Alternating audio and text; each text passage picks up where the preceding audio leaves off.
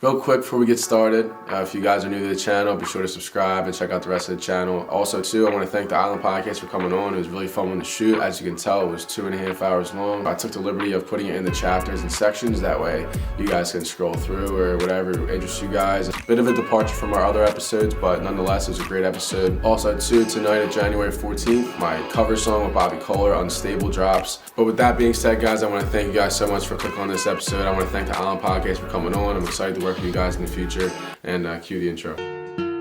You never know what someone's going to do in their day-to-day. It's amazing. You just come full circle. And Like, sleep on the pavement. Yeah, man. Best part was the crowd.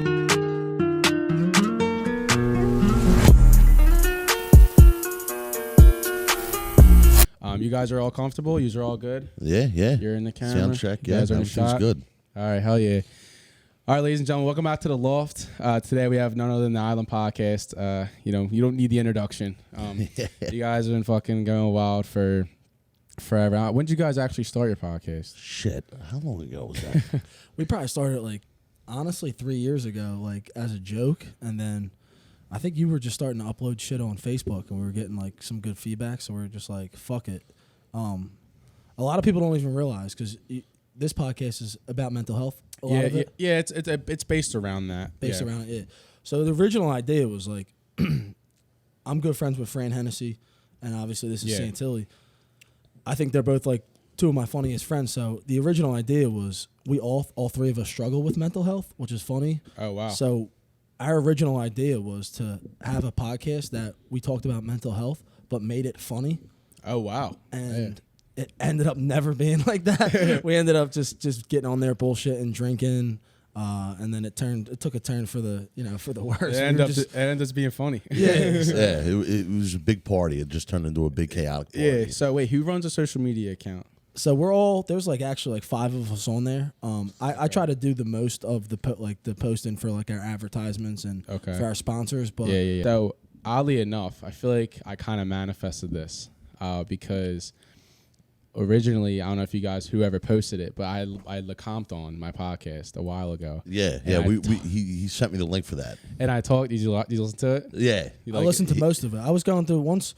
Dude, I felt so bad because I think we reached out to you or you reached out to us in the very beginning. I can't remember. Yeah. And dude, we sell shirts and shit, so we get so many DMs about bullshit. I figured that, bro. I figured you were gonna be busy. I don't take that personally at all. I'm glad you even reached out and we're yo, listen, dude, we went through our DMs. We saw because I wanted to have you on a while ago, but it probably makes more sense now to have you guys on since we're more established. It's a little more set up, and we could have probably fit you guys more comfortably. You're a big ass dude. In my loft, dog, it probably would have been a little tough. Yeah. But yeah, I was talking to LeCompte, and I forget how it came up. I don't know if you remember the clip, but it was I was I was telling Rob too. I was yo, I want to have the Island Podcast on. They're gonna be on eventually, and Mike's some crazy motherfucker. Yeah. And that voice, yeah. And I was all right, but I'm gonna have him on, and then here we are today. So it all comes full circle, Yeah, we're glad to be here. Like we said, our DMs since we started this, it's crazy how it took off. Because like we said, this was all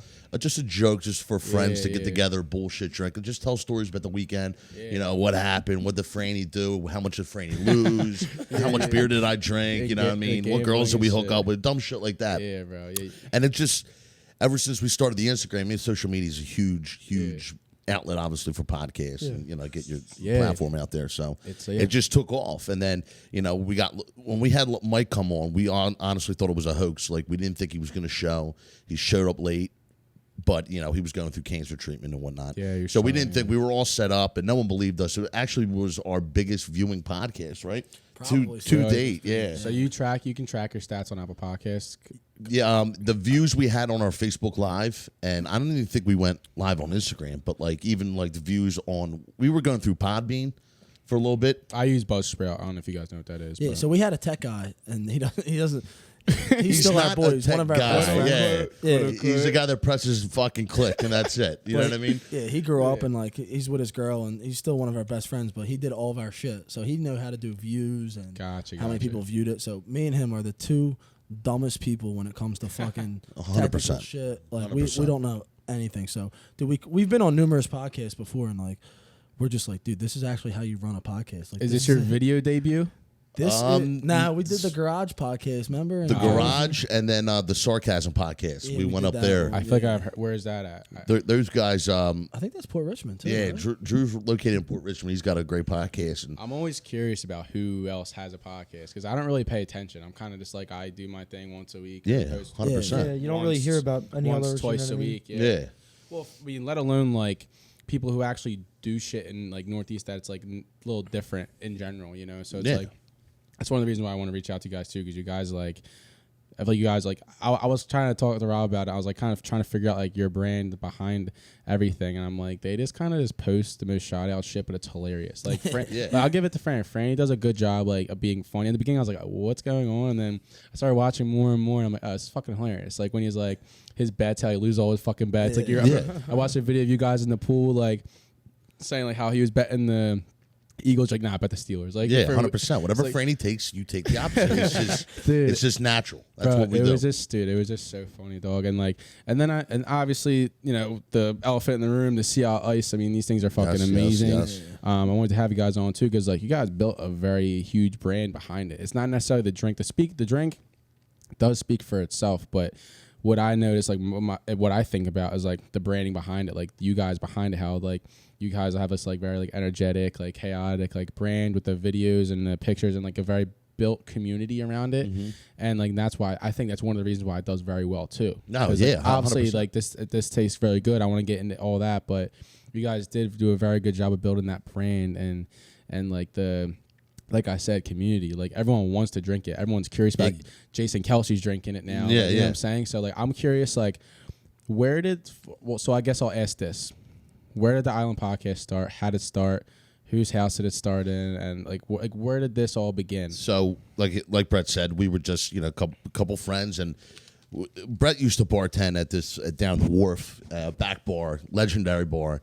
All the boys get there, we drink, laugh. Dude, the stories that were told at that back bar are absolutely hilarious. Like memories I will never forget. And you know, I remember Brett came home and he was like, "Yo, dude, you know how we were bullshitting on the back bar saying we should start a podcast?" And we were like, "Yeah." He's like, "Dude, let's just fucking do it," because this is when the like podcasts started getting big, obviously with Rogan and whatnot and Barstool. And I'm like, "Dude, fuck it, let's do it." And so I recently just bought a house over in the Northeast, over in Tarsdale.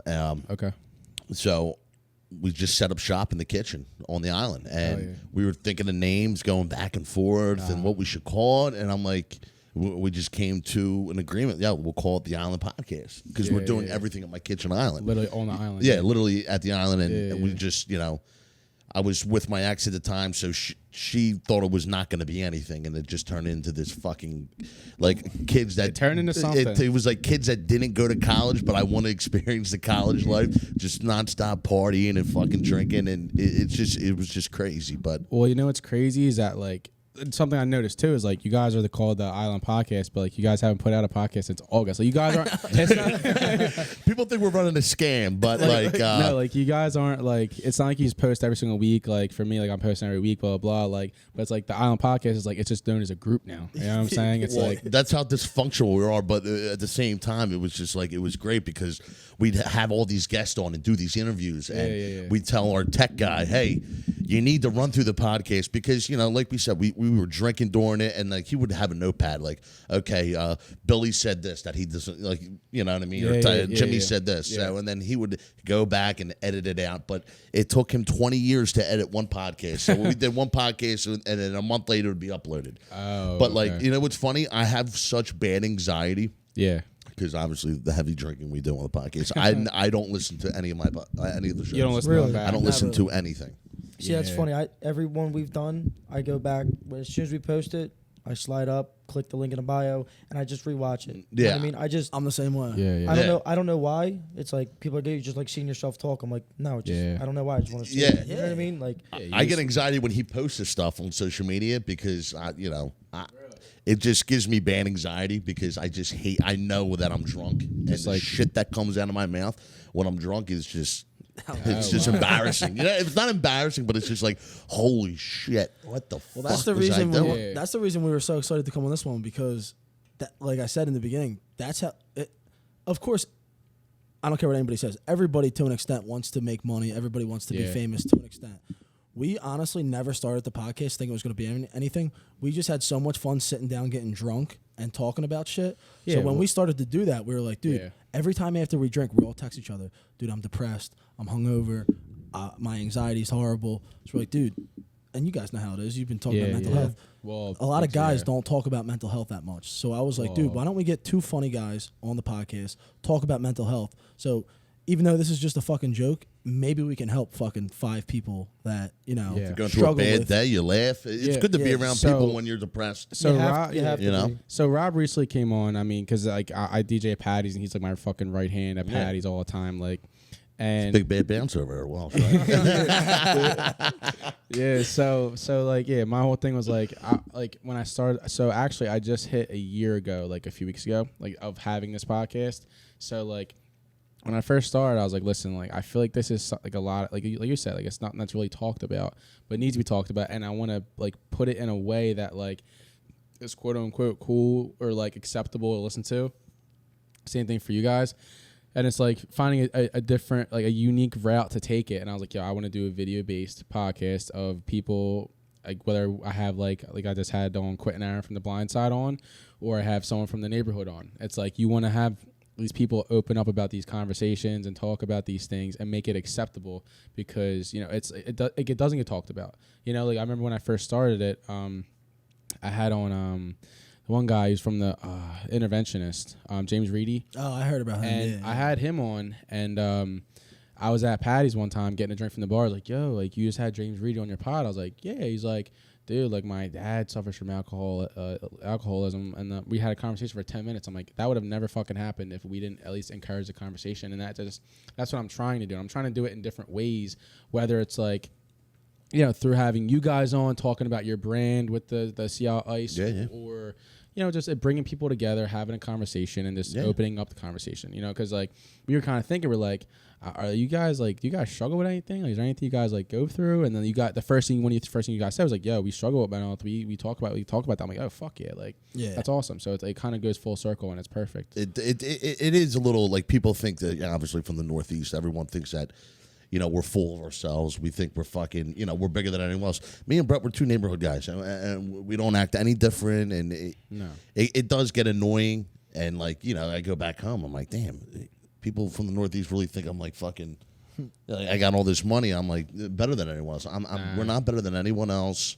We just do this for fun. Like, we do this because I enjoy hanging out with my friends and technically like meeting new people. I like to talk to people, get the people know about people's lives. You know what I mean? Well, listen, bro, it's something you love, and it's something that you're able to have a career out of. Yeah. You know, he was telling me that you just do this now. Yeah, I got a regular 9 to 5. You know, we've been out on the job site before. You know, I got a regular job. You know. But it's like the whole thing with like finding something that you're passionate about is like you want, like that's everyone's goal in life. I don't give a fuck what anyone says. Everyone wants to find something they're passionate about, something they want to do with their life. And it's like when they see someone else find it, I feel like a lot of times they get jealous of that. And like, see, I understand what you guys are doing, and I think it works 100%. Yeah, 100%. Like not trying to like be like just it wouldn't be as big I think as it is if you guys didn't do the things you did, if that makes sense. Like obviously 100%. The drink's very good, but 100%. The way you brand it, the way, like I said, the way you guys market it is so smart, and it's hilarious. You know what I'm saying? And like, don't ever think that you're something different, because the people are gonna try to make you small. They're gonna try to bring you down. Yeah. And a lot of times it's not ill intent. It's just kind of their mind think, oh shit, like this is like so different. You know what I mean? But and then we live in a social media world where people just, you know, they're gonna bash you. They're gonna bash you on social media. You see the comments. You know, I know Franny, you know, gets a little bent out of shape when people like make fun of him for the shit he does. Fran gets so much fucking hate. It's unreal. It's just like we tell him, like, dude, you don't have to listen to these comments. You know, laugh about it. They're just regular Joe Schmo. You don't even know the dude. Bro, you know what I mean? My advice, dude, run with it. No, 100%. Fucking run with it, bro, because at the end of the day, like I'm gonna set the timer. I'll set like 10 more minutes and I'll reset the camera. But like I said, like, dude, like, just fucking run with it. Tell him it's hilarious. Like him losing every single bet as a running joke or whatever. It's funny. Like, well, I don't know. Franny moved to Florida. Yeah, Franny moved down. I did not know that. Yeah, he moved to Florida. He's in love.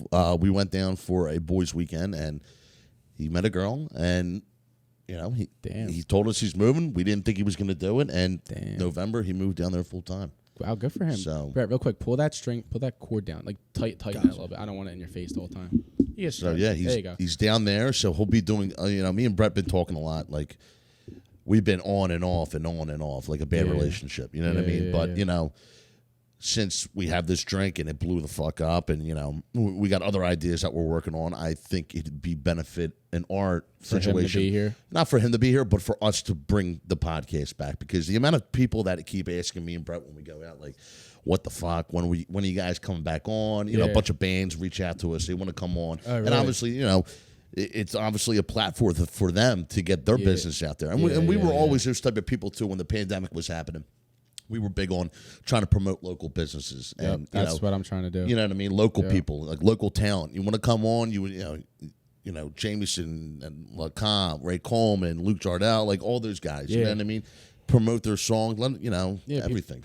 People need an outlet, and it's a good way to network and communicate. Yeah, the amount of people that reach out to us, you got your sponsor here. They reached out to us. I got a little trap kitchen. Can you help promote my food? Or very good treats and her. Yeah, I mean, dude, because you'd be surprised. Like, there's a lot of good brands and companies out there that just don't get the recognition because it's just like it's saturated. Yeah, it's absolutely. Hard, So I want to thank our lovely sponsors, Busy Meals Philadelphia and Candle Sweet Candle. Take it, dude. These are the best fucking candles I've ever dug.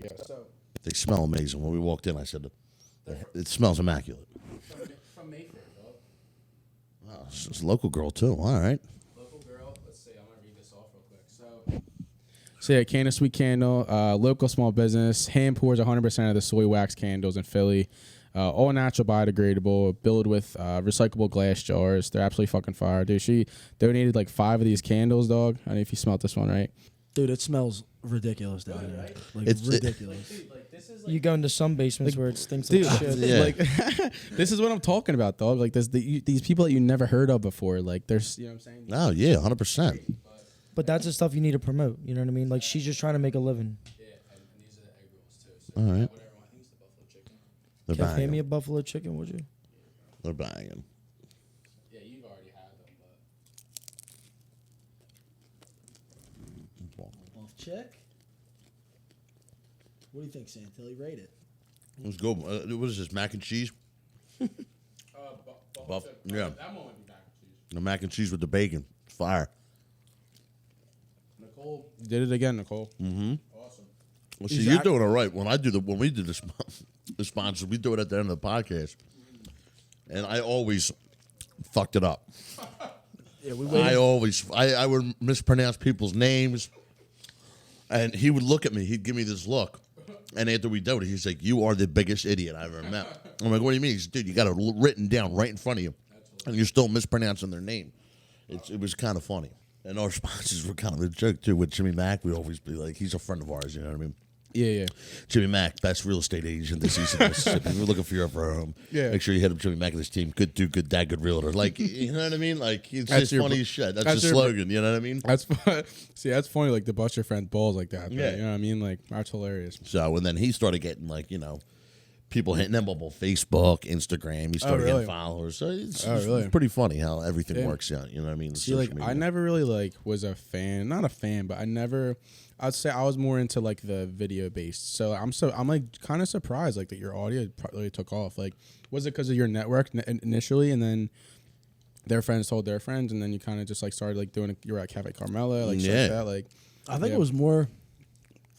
I think it was less to do with us and more to do with the guests we were having on. Yeah. Like, people wanted to, like, certain people wanted to listen to certain guests. Like, LaCombe has a huge following, so dude, when we had him on, all old heads started listening to us and shit that follow him. No, we'll be going out to see the shows and people would be like, "Oh, it's the Island Podcast guys," like fucking, old heads, and we're cracking the fuck up. Like, we're fucking well into the old head community. Yeah, dude, you know what I mean? my LaCombe episode did really well. It's almost like 1,000 views on YouTube, which is like, kind of cool, like whatever. But and now we have that type of relationship where exactly, he takes care of us when we go out. If he spot the busy crowd, he'll spot us out, he'll shout us out. Dude, that's exactly. And he lives around the block from me, around the neighborhoods, and he knows my door's always open, so he'll pop in once in a while. We'll sit down, we'll bullshit. Hell yeah, dude. You know what I mean? Exactly, bro. So, all right. So the real question. I mean, really curious. Like, obviously, Seattle Ice, super good, amazing.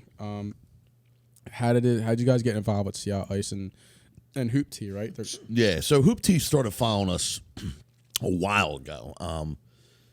They started following us all from the rep, right? Yeah, this is before the OC. They were sending us They were, you know, they're big in Ocean City, Maryland. Okay. They compete with Twisted Tea, so they started following us because a couple of us went down to Ocean City, Maryland a couple times. And we would always, when we started this, like I said, it was a complete joke. We would always mess around on our Instagram, on our DMs. We started talking to them, and this was, we probably had like 3,000, 4,000 followers. Yeah, nothing too high. Yeah, too dude, crazy, user at 10K now. It's it's nuts, dude. And they hit us up and they're like, yo, you know, we want to sponsor you guys. Why don't you guys come down to Ocean City, Maryland? We'll put you up in a hotel. We'll give you guys a bunch of free shit, free bar tab. And dude, that's the only thing we ever even really cared about. Like, we didn't care about anything else. The tab? Like, dude, we're like, dude, yeah, we can drink for free. Yeah, right, exactly. So we go down and party with them. I missed that because, you know, had some legal actions to take care of. That's hilarious. So we went down there, partied with them. They talked about sponsoring us and shit. They sponsored us for a little bit, and then, you know, we kind of just hit them up. Oh, and then we got involved with Sea Isle Ice because me and the tech guy went down one Fucking year. tech guy. Yeah, the tech guy. Fucking dude. tech guy. Oh, Fucking my tech God. guy. I got so many stories about it. That's awesome. We went down to Sea Isle, and they had this huge. I run the Autism 5K every year. Oh hell yeah! And, shout out to you, bro. Yeah, and I would always be dying because I would have like 100 beers on Saturday, wake up on Sunday, do the 5K. But they had this huge ice luge that we got a picture on it, and then we were fucking around in the DMs. We DM'd Sea Isle Ice, and we're like, yo, dude, thank you guys so much. All summer you kept our beers cold. Wait, so who's Sea Isle Ice? Like, what? Who? It's just it's the owners down there. So there's just a dude, Joe. He's the coolest dude ever. He owns Sea Isle Ice. It's just an ice company. All they do is make ice, but they make a fuck ton of money. They make a lot of money off fucking ice. You know what I mean? But he's a good dude. Like, he runs the business himself. He hires a lot of people. He's local. Can you hand me guy. another one, bro? Yeah. So, and when we started tagging them, you know, I mean, we came up with the hashtag 4-bag minimum. You take a picture with the Sea Isle Ice. We'll hit you. We'll give you a shout out on Instagram, and then they started getting buzzed. And we reached out to them. They said, "Yo, obviously you see what we got, so we party hard, you know." And we wanted to make sure we weren't defacing their company by promoting them. And no, they loved us. We went down. I think Brett went down on his way down the shore and stopped in the ice factory. And he said, "Dude, you would have thought I was like fucking the mayor when I walked in. Everyone knew who the fuck I was. The owner came out, gave me a hug. He loved us." So the whole backstory with the whole Sea Isle Ice tea is me and him, we always wanted to have our own drink. You know what I mean? Like a signature drink. Right. So when the whole pandemic was happening, when we have connections in bars, obviously we're out fucking every night of the week. A staple in the Northeast is Twisted Tea Light and Blackberry Brandy. That's all I drink. That's all you drink. I swear to God. That's fucking anyone drinks. It's fucking Doug at Patio X always gives us Blackberry Brandy. That's all you drink. Yeah. So the whole pandemic happened, and there was a huge shortage on Twisted Tea Light. So me and Brett had this idea to come up with a tea, and we'll call it, fuck around, we'll call it Sea Isle Ice Tea. And it was just a drunk idea. And me and him just bouncing ideas. And then the one next day, he's like, dude, we should run with it. Fuck it. Let's do it. Yeah. And I said, all right, let's do it. So we reached out to Hoop Tea with the idea, and they loved it. So the original idea was supposed to be with a Arctic Splash container. You know how you do the Arctic Splash with a shot of vodka in it? Yep. That was the original idea. And when when things were progressing, it was just so. I think at the time it was so hard to get fucking during the pandemic. The containers or whatever. Because only people that sell those Arctic Splashes is Arctic Splash and then milk companies. Okay. So we reached out to a shit ton of milk companies. Nobody wanted to get involved with alcohol for liability reasons, of course. I get that. So we were like, all right, fuck, we got to scratch that. We got to do something else. So we came up with this can. Obviously, the label is a beautiful label. The label sells. It's simple, but it's so good. The color, like I fuck with it, and it's it's basically the same color scheme as the Sea Isle Ice. Exactly. So there were a couple other colors. It was red, white, and then I think it was like a regular steel color. So did you meet with them and they gave you different samples of logos and wrapping? Well, we were DMing each other back and forth, and we told them what the idea taste should be like. If it doesn't have any similar qualities to a Twisted Tea Light, we're fucked because that's what everyone loves. That's what everyone loves. The Northeast especially. No one drinks Twisted Tea. You drink that shit, you're weird as shit. Half and half, you're fucking nuts. You know what I mean? Yeah. So dude. we they came up with this ingredient. We reached out to the owner of Cialis, and it's funny because at first he was a little leery about it. He didn't want to get involved because obviously it's an alcohol product, and things come with drinking alcohol issues. But he was on board after a long couple months, and me and Brett got the phone call like, "Hey, we got our first batch. We're gonna, if you guys want to come down and pick it up," and so. Me and him hustled the shit out of it. Like, I mean, when we first got the first person to ever have Cialis tea. Shout out to my boy Ray Rauscher. He's the first, the OG. He's the first person. Taste test. He lives with one of my roommates, one of my best friends, and he's the first person. He is very honest. He's a very honest person. He'll give. Okay. I cook at the house. He'll tell me straight up, yo. Dinner was ass. Chicken was overcooked. Rice is fucking not even cooked. Right. So I told Brett. He'll give us an honest answer. He said, dude, you've got something on your hands. And then we tried it. We're like, holy fuck. Dude, we got something on our hands. The next day, we went out. We bought a cooler. We went to Seattle. And we just hustled it on the streets, Damn, hell Shout out to our boy Scotty. Scotty really took care of us. Hell yeah. Bartender, manager down to the Dead Dog? Shenanigans. Yeah, he works at that dog too. And that's a CCR, right? Yeah, down the street. He took care of us, took us around the streets, and introduced us to owners.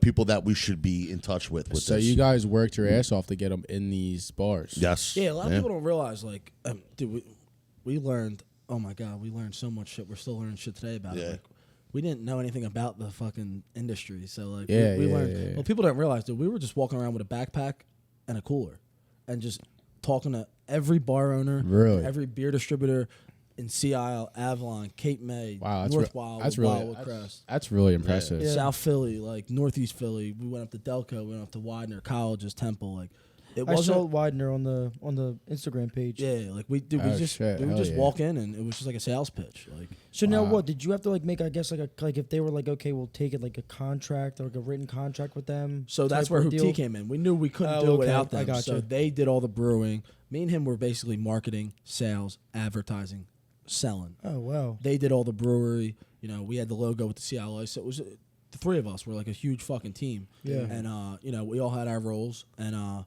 You need that though. Once doesn't happen overnight. Exactly. Yeah, you need a team. So once a bar owner was like, "Yeah, we'll take some," we were like, "All right, you got to call Penn, you got to call Harrison, you got to call the distributor. This is how you get it." And then nobody wanted to take a risk and we understood that. Like, dude, who's gonna compete versus Twisted Tea? That's gonna affect Twisted Tea's an establishment. Yeah. We got a Hoop Tea, and Hoop Tea wasn't really pushing that much sales with the regular tea, and Seattle, you're drinking something local, we're back behind it. And, we told them, you buy our stuff, you buy the product, obviously you're going to get free advertising. You know what I mean? Yeah. We're going to be like, hey, Seaport Pier has it, or the OD down in Seattle has it. Yeah. You know what I mean?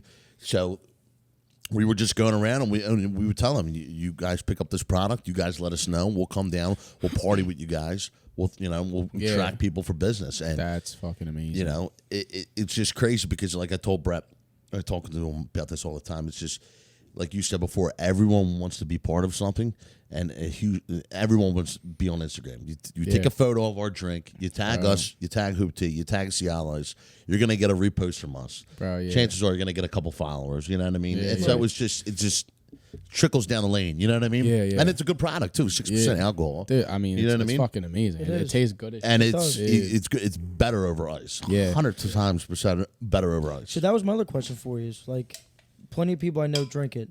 You know what I mean? Like they're always like, oh, you got to drink it over ice with a lemon. What's the kick with that? I don't know. It's weird. I'm not gonna lie. I'm kind of fucking with it right now. So am I. That's what I mean. Like, what's going on with that? What's the insiders over here? Yo, legit, we say that all the time. It's just like to me tastes completely fucking different on ice. Like cheers, boys. Cheers, guys. I know you're not sipping for legal reasons, but cheers, guys. Dude, I don't know what it is. It's just. When it's weird. Fucking freezing cold, it just tastes to me better. Some people like it warm, some people don't. We always say poured over ice because of Seattle ice. Yeah. I have one thing you guys can fix for the future. They're hard to shotgun. Oh, dude. yeah, They are, yo, they are so. I know. The amount of people, Impossible. the dumb dickheads at Patty's that come up to me when I'm DJing, All like, over. they're like, "Yo, Kev, let's do a shotgun." I'm like, "What with a tea can? No, see how ice." I'm like, "Oh yeah, I fucking you puncture it, and it's like the wrapper get. I mean, that's not your fault." But I'm like, "How are you supposed to just do this? Like, you can't. Like, you know what I'm saying?" That's one of the things we were talking about. It's so hard. Like, dude, we're not Coors Light, we're not Miller Lite, we're not Twisted, so we can't mass produce hundreds and thousands of cases. Yeah, So yeah. when you can start getting that big, it becomes not a How's sticker that- to just a can. How's that production work? Like, who does the production? So I mean, it was just Hoop T doing everything. Now Anheuser-Busch got involved because it's gotten so bigger. So they're gonna be able to help us out with production. But like I said, it was a team effort, dude. We couldn't have done it with Danny and Billy. Hoop T. The dude Joe Romano from Seattle is fucking awesome. Yeah. So it's really the three of us. And that's what people need to understand. We have no You guys are backing behind this. Right. The amount of bullshit me and Brett go through, you know, with the tax. Like, people think that me and Brett are in my basement, you know, brewing this shit, and that's not the case whatsoever. You know what I mean? We are just the middleman. So excuse me, I don't interrupt you. What is your everyday daily tasks with this? Like, when you first started, like, what was your first task? Like, besides going to bar, like, what were you guys doing, like, in the creative process behind it? So like dude, it's fucking. We were working 40 hours a week, and then we were doing 40 hours a week on this. There's so much shit that we could get, like, we could talk about for hours of doing it, but like, the biggest risk that we had to do was we're dealing with now multi-million-dollar companies like Penn and Harrison. Like, it was like, okay, we have a product now sitting in a warehouse, we have to sell it. Right. It's not an option, like, whether it's Right. we'll all lose a shit ton of money if we don't sell it. So like, we were really like behind the scenes, like, just talking to every bar owner. Like, it was just sales, marketing, and advertising. It was like, and that's where the podcast, dude. I don't care what anybody says. Without the podcast, we weren't even doing podcasts at the time, but we would have never been able to sell as much because of our following. Well, that's the crazy part, is like, you don't even like continually do the podcast, but it's like you are known as the Island Podcast, and that's how it sells. I think we did what, like 2 episodes or some shit we did, and then like we just stopped. I don't know what the fuck happened. We literally just stopped. I'm over here trying to put out 2 a week, and I'm like, these fucking guys are selling. It's cool though, because like, something that's very special about it that I wasn't really entirely sure of is it like from the area, and it is. That's what makes it beautiful. Is that like it's made, it's something created from some local Philly guys, you know, and it's got a lot bigger.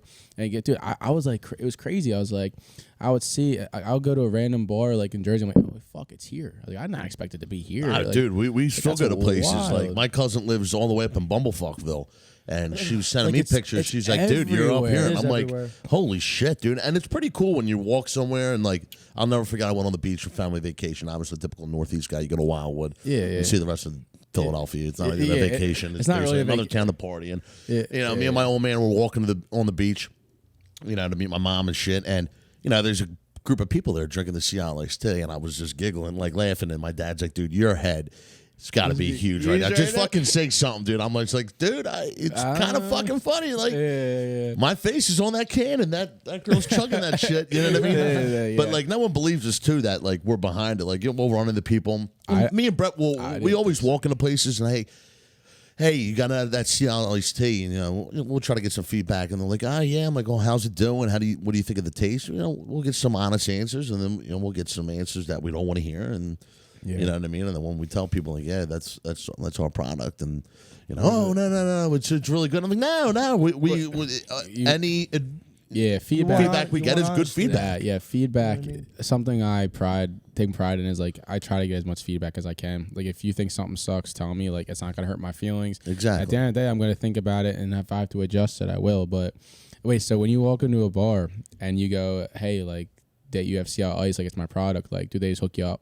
No, we pay full price for everything. Yeah, like, we usually pay full price for everything. And we usually don't even, 9 times out of 10 when we go into a place, we never even really tell them who we are. Because at the end of the day, it's like, who fucking, like, we just want to know not going to be, they're going to say that. That's not your personality. You know how many people were hitting us up in the summer? Yo, we need to hook up. No, you need to go out and stop being cheap and fucking help us. Like, help build the fucking, You should be like, you buying, you're supporting it. Like, I'll hook a few of these up, like, if it's something special, but like, Exactly. So it's just this summer was actually one of the craziest summers of my life. Yeah, this must have been fucking insane. He was always on my ass. He's like, dude, you need to be down the shore. And I don't really like going. I mean, I love going down the shore, but when I go down the shore, I'm usually doing something stupid, drinking wise, you know what I mean? He's like, he works, so he's like, yo, you need to go do this, that, and the third. Right. We need to work. You need to work. So in turn, when you say work, what do you mean? Just like go around bars, pushing it, bars that don't have it. We'd get a spreadsheet of which bars have it down there, which bars don't have it down there. So we tried to, attack the bars that don't have it. I was gonna say, is that really work though, dude? Like, if I wish I made a fucking drink, I'd be going to bars. And that's work for me. It's tough though too. Like it is like that, and dude, we have a blast on it. Like,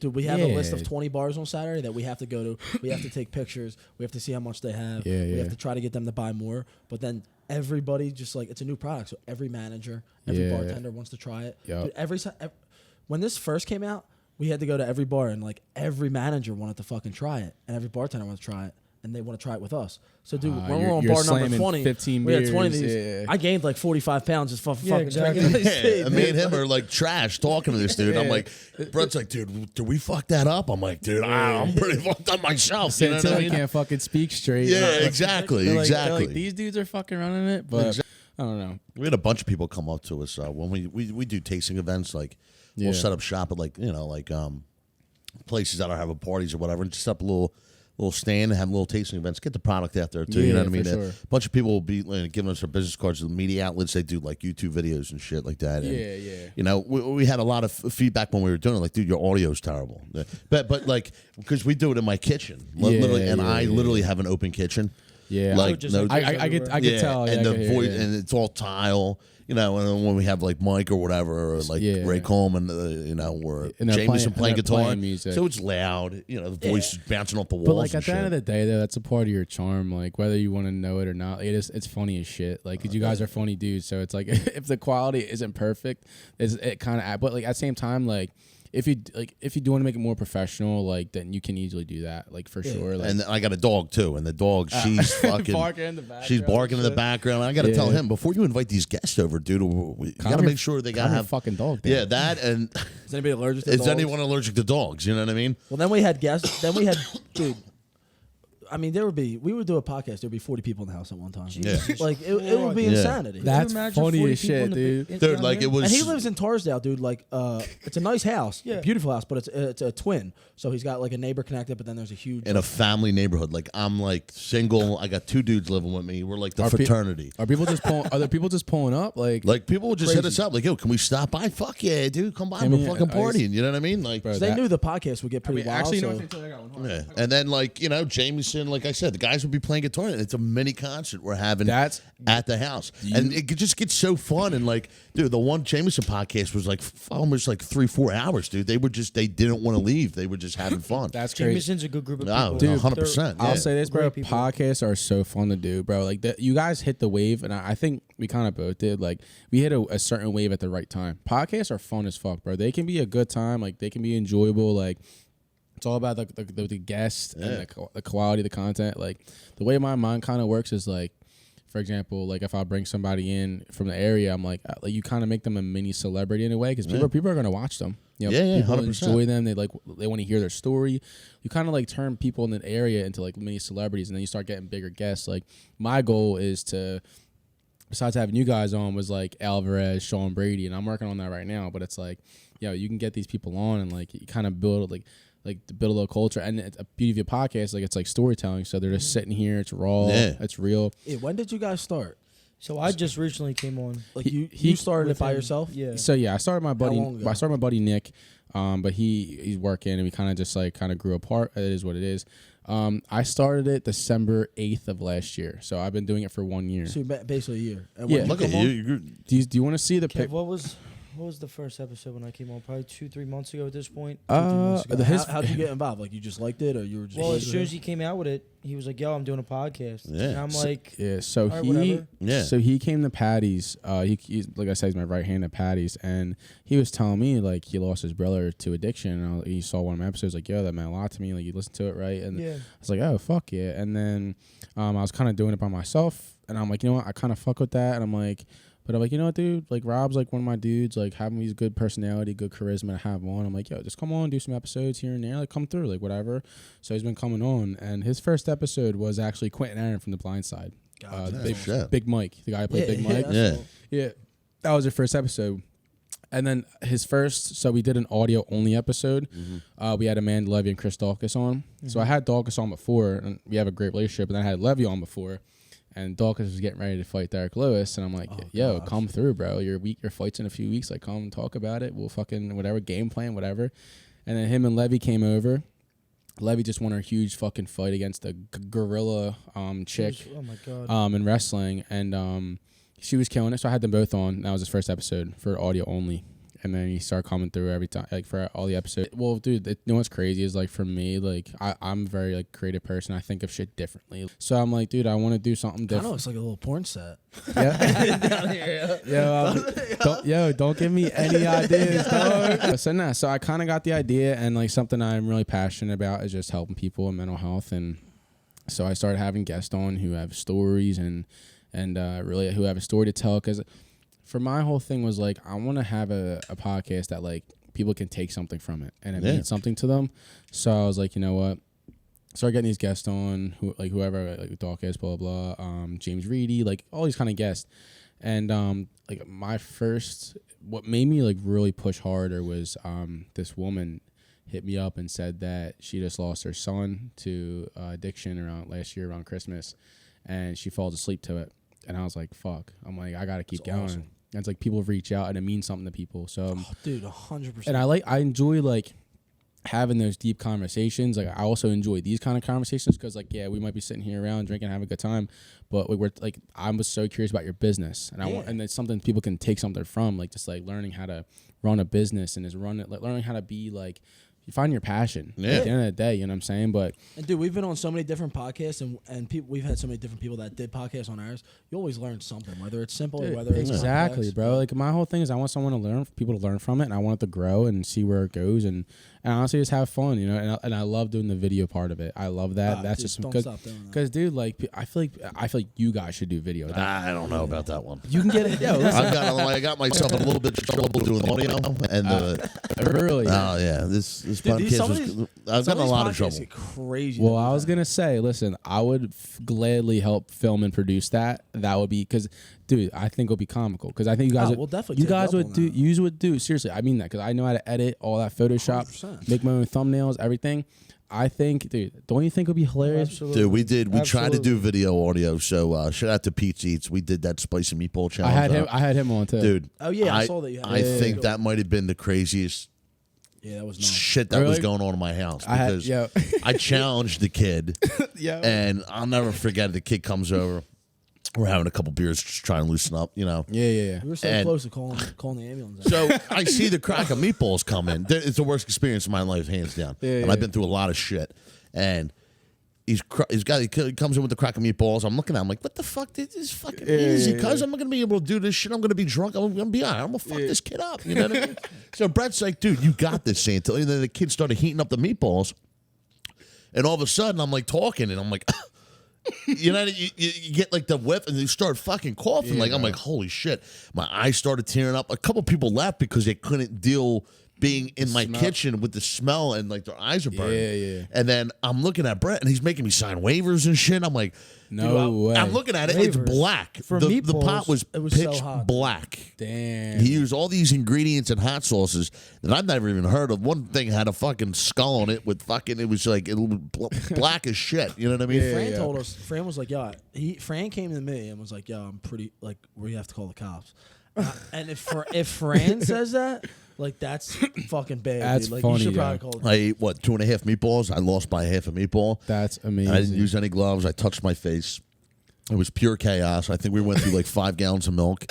And then when everyone left, I was curled up in a ball because I felt like Tyson was punching my gut. I called my mom. I said, Ma, you might have to take me to the hospital. And she's like, nah, you got this shit into yourself. You can get yourself out of it. It was the worst experience of my life. I had Flavor of Philly on my podcast. I did a giveaway episode with like Meg Doc Cake, shout out to her, and a few other sponsors and or just companies. We did the Devil's Toe challenge where you have to hold this like taffy in your mouth for like I think it was 5 minutes. He did it. Flavor Philly. He fucking did it. Was dude. it spicy? Yeah, dude. Hot as shit. Oh my god, it was called Devil's Toe. I don't know how people do that shit. I got it off Amazon. 2 of them, or 3 of them. Him and his girlfriend did it, and I did it. I lasted probably 10 seconds. I can't eat spicy shit. Yeah. I won't even try. I don't try. So he did it for 5 minutes, dude. He was drooling out of his mouth, bro. It was literally the worst. Yeah, bro. So I wanted to show you guys a picture before we got into that. You can swipe right, and it's the first episode I did. What the set looked like, and you swipe right, and it's what it looks like now. This is when you were up on the loft. Yeah. So it's what it looked like, right? I had one little dinky camera. I had a fucking corner light with a frame. Yeah. And then that's what it looks like now. That still looks better than I said 3 years ago. Ah, dude, yeah. Well, I think we started out with two $20 Amazon mics or something mics. Dude, these were I've listened to numerous one. I don't listen to any I listen to Joe Rogan all the time. I don't listen to any podcast from start to finish. But Yeah. I listen to a lot of your episodes, dude. The sound and the Oh, fucking videos. thank you, awesome. bro. That means a lot. No, I seriously. Well, a lot of people think Can I like, take this off right here and just like Yeah, lean back? Is yeah. that all right? Just twist the joint off. You got to twist the cable off. So you just kind of rock. You gonna hold it? Yeah, I'm gonna, yeah, a lot of people think Hell that yeah. like, All right, yeah. because dude, how many we've been on like 5 or 6 different people's podcasts Yeah, in Philly and so Jersey. the one and that- people think that like people literally reach out to us and be like, "Yo, did you hear Kev's got a fucking podcast called The Loft? Like, are you guys pissed?" We're like, "What?" We're like, "Dude, we love other people's podcasts from the neighborhood." people reach out. not about you. I'm saying, but like Oh, but I at the don't time, care. like through the years, people have been like, "Yo, like." This dude is stealing your shit, or this dude's doing that. And I'm like, dude, we want to go on other people's podcasts. We want to learn. We want you guys to take whatever we want. Like, we were never like that. Bro, Like, this all started as a joke. I'm like the same way, bro. Because like, well, listen, if somebody was like, if you guys had somebody who was like completely copying what you do and call it like the fucking, not the island, but like the something podcast, Yeah, like yeah. I get it. But like, I think if somebody wants to start something, just do it. Like I'll help. I've helped people ask me about starting a podcast. I'm like, yo, here's the equipment you need. Here's what you got to do. Like, find your naming, branding, all that stuff. Like, there's a beauty to it. You know what I mean? It's like Absolutely. it's like your little baby. It's your own little business. You know what I mean? It is crazy though how we reached out. Like, I never thought we'd have the guest. You know, I always say you got to fake it till you make it, and I live by that. When we had when we went up to North Jersey, Hoboken, and did the podcast with Murray, the girl from fucking dude. the So we went up there. Hopefully, and she doesn't see this. I don't watch MTV. I don't watch the Challenge or anything. And Brett's a huge fan of it. So yeah, dude, I've been watching the challenge for like 20 years. no, he's like a religious watcher or whatever. I don't watch shit. I watch Sopranos, Curb Your Enthusiasm. I rewatch shit all the time. You know what I mean? So Brett's like, we got to go do this. I think it'd be really good for us to get exposure. I'm like, fuck it, let's do it. She's hot too. So we went up there. And fucking, dude, we got absolutely annihilated. We were doing shotguns with her. She asked us to bring some pot up. I'll never forget. Brett like bought weed and like put everything in a sandwich bag. It was funny as shit. Dude, so like That's awesome. a lot of the people like we party hard as shit, but like so people just I can tell. assume all this shit. But like none of us, Fran smokes. Yeah, Fran smokes. But like he wasn't coming to this one, and she was like, "Yo, can you bring us pot?" And I'm like, "I've never. Fuck I look I don't like. smoke pot, Yeah, so I I'm don't like, either. yo, do you know any pot dealers?" We're like buying pot. He's Oh, yeah. dope dealers before the pod. Yeah, so we go up there, we get absolutely not. It was actually a fun podcast. She's an awesome girl, and at the end of the pod, dude, I kept calling her name wrong, and she called me out on it. And she's like, dude, Santilli, do you even watch the challenge? And I was just like, got it? no, honestly, I can say I don't. And it was just funny as shit. Respectfully. Yeah, you know what I mean? And she ended up being a cool girl. She loves us. Whenever she's in the city, she hits us up and go party, which is awesome. She's a great girl. I saw her at Patty's one time. I swear to God. She might have been there, dude. We partied with her in the city before. She's fucking crazy. She's at Is she nuts? She can drink. She can party with the best of them. And my other favorite one was when we went to, we had Roger from the Jersey Shore and Frankie Egger. You had him on? We went on theirs, and then we No way. They hit you went up. on theirs twice. They hit you up. They came on ours first. Well, So a lot of people don't realize this. We started this 3 years ago. We did 79 episodes, and everyone was produced and edited, and they were all up on Spotify. Dude, we were getting so many fucking views and followers, and then like I hopped off of it like for numerous reasons. Like it was a huge thing. Like so we deleted all 79 episodes. Why'd you delete them? It was just like a big, it was a mess, dude. It was a long story. Wow. We don't even you don't have to get into it. Yeah, we don't want to get into it. NDA, sign NDA. Yeah, but like, so people were like, dude, we told people, like, we had some pretty big name guests on. Like, Frankie Edgar was definitely our biggest one that we had on. And Roger, yeah. Roger was our biggest one that we had on. That's the one we faked. Not our biggest, our most famous one. But, dude, they hit us up all the, like, it's so funny because, like, Fran and Frankie Edgar, like, they text, like, once a week. Really? Like, literally just bullshit. Conversations, like, Fran goes up there, drops ice cream off to their house when he was driving for mini melts and shit. That's fucking and, like, hilarious. We were supposed to go AC with them last week. You know who just fucking followed me on Instagram? The Fudgy Wudgy Man. Oh, that's a big one. I swear Big to God. follow. I That's swear a to big God. follow. He just followed me. That's a big follow. He followed me. Yeah. That's awesome. I'm like, holy fuck. I'm like, yo, I'm getting the Fudgy Wudgy Man on the pod. Yeah. Yo, let's do that. banging. I say this. But yeah, dude, we'll do something down the shore, dude. We did one at the Seaport Absolutely. Pier, dude, and it's actually kind of like, it's funny though because you go into this thing and you know people think that like I'm used to this. I get like fucking nervous and shit when you're going in front of crowds. When we did that one in the Seaport, and Kingsley hopped on. dude. It was actually kind of like fucking nervous as shit because this is our first big exposure, and we're doing it in front of like people that are like sitting there dining, and people are like, "Who the fuck are these kids? And what the fuck are they doing?" Bro, You know what I mean? When we started getting, my fault. No, I was gonna say I heard you guys did that at Seaport. Yeah, when we started getting like thousands of views and shit, like, and like you said, you already had 1,000 on YouTube, right? Yeah, Dude, you're gonna just like you've only been doing it for a year. You're just gonna get bigger and bigger, Right. no matter what anybody says. Especially because the shit that you're talking about, like it's. I don't care what anybody says. If you get 1,000 views, you're helping one person, and if you help one person, you're fucking. Then your purpose is served. It's fulfilled. But like Right. when we were doing it and we were getting thousands of views, I was like, dude, I don't feel like sitting in fucking Santilli's house. And like he was getting not pissed, but he was like, dude, like, yo, I do got neighbors and shit. Like I was like, dude, nobody's really doing a podcast like on the road. And at this point, we still didn't give a fuck about money. It was all about having fun and just drinking. So we were like, I was like, dude, well, yo, we can just do podcasts at bars and drink for free. Well, yeah. So then we did like, I think we did what 25 in a row, with just at different bars. Yeah, That's banging. our And biggest it's easy one- because you guys are audio, so you bring a few mics and That's it. dude, I did my giveaway episode at Cappy's, and because Flavor of Philly's brother is a owner and manager. Yeah. Imagine taking all his fucking equipment there, setting it up, make sure the lighting's good. I'm like by myself. I'm like, fuck, dude. Like it's a lot, but like, dude, I had a whole plan for the summer. Like I don't know if you know Maddie McCracken from the Step Back Foundation. She does it. She works at Sounds very Keenan's. familiar. Yeah, so I was gonna have, my idea was to like, cause I do music too, so I was gonna have Ray Coleman do a song with him, have him on the pod and down the shore. I was gonna do Mike and Kelly, do an episode down the shore. Like I want to do episodes down the shore because like that's how you build that like exposure. But bars will say yes. Like bars will be like, oh yeah, come through. they want the exposure. 100%. Exactly. Yeah, they want the exposure. So as I was saying for my mic, I turned my mic off like a dumbass. I was thinking we can do like an episode at some bar, whatever bar you want to do, and have like guests like the Fudgy Wudgy Man. That'd be fucking hilarious.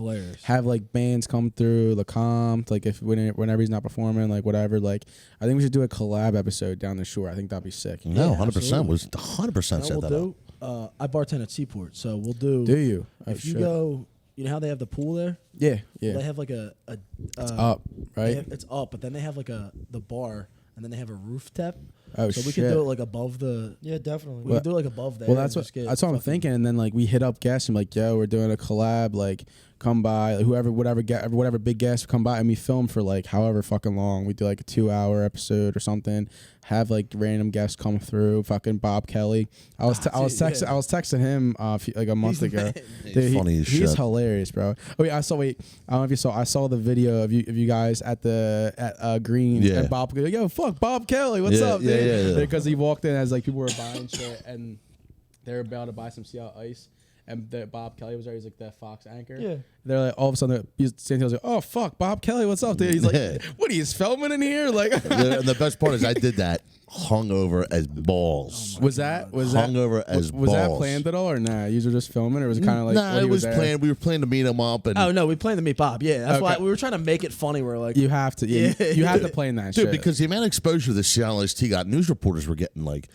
News reporters for like they do shows down the shore like Friday mornings, Saturday mornings, or they wanted to they thought we owned it. Like we want to interview these guys. So Bob Kelly wanted to attack the fish first or whatever. And I know. So we met with him, and he loved us. We partied with him before. He's a great dude. And I heard that dude gets bent. Yeah, he can party. Bobby can party with the best of them too. So. Bobby, Bob's a good dude. So I looked like a jackass that day. I'm wearing a fucking sweatshirt. I'm wearing these glitter fucking sandals. You know what I mean? Like just you're just kind of you're hungry. And that's what's the best part about us. When we do podcasts, you get 100% of me and him. We don't. Oh, facts. You know what I mean? If you do this, when we do this podcast on the show, I hope you catch me before I go on my drinking bender.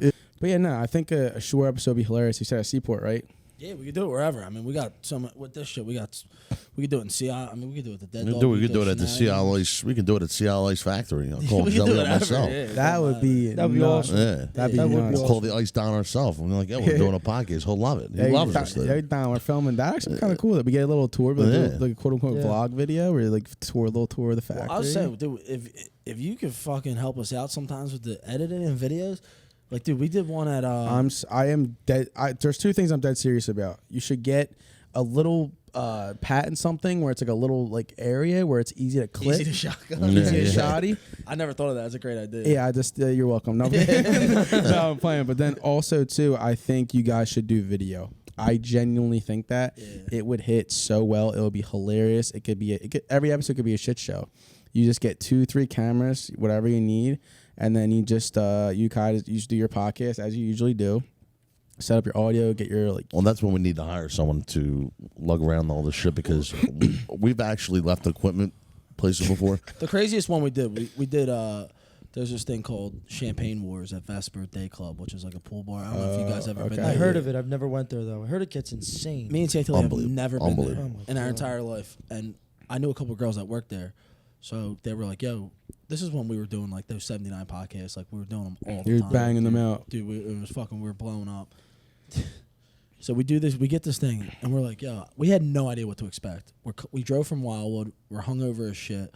2 of us are already drunk. Like our tech guy was driving us, and we walk in there, and we had bathing suits made for chicks, like dude, a 2-piece or 1-piece. Your little fucking Speedos and shit. Yeah. You couldn't move like in there. So we're like, dude, I'll never forget it. We go up to the manager at the time. I mean, you couldn't move. So like, you're a jerk off if you go up to a manager at a time like that. You just hanging out there, or no? Filming? We were doing a podcast. Oh, and we planned this like months in advance. And you told them, and they were like down there. They were cool with it. They were promoting us. We were on the flyer and everything. Really? Dude, we go up to the manager, and I was like, Santilli was like, "Yo, we're here from the podcast. Like, where can we sit up?" And he was like, "What the fuck are you talking about?" Yeah. We were like, "What? Serious? Yeah. We were on the flyer and everything, so we were like, "All right, whatever." It ended up being they were cool as shit about it.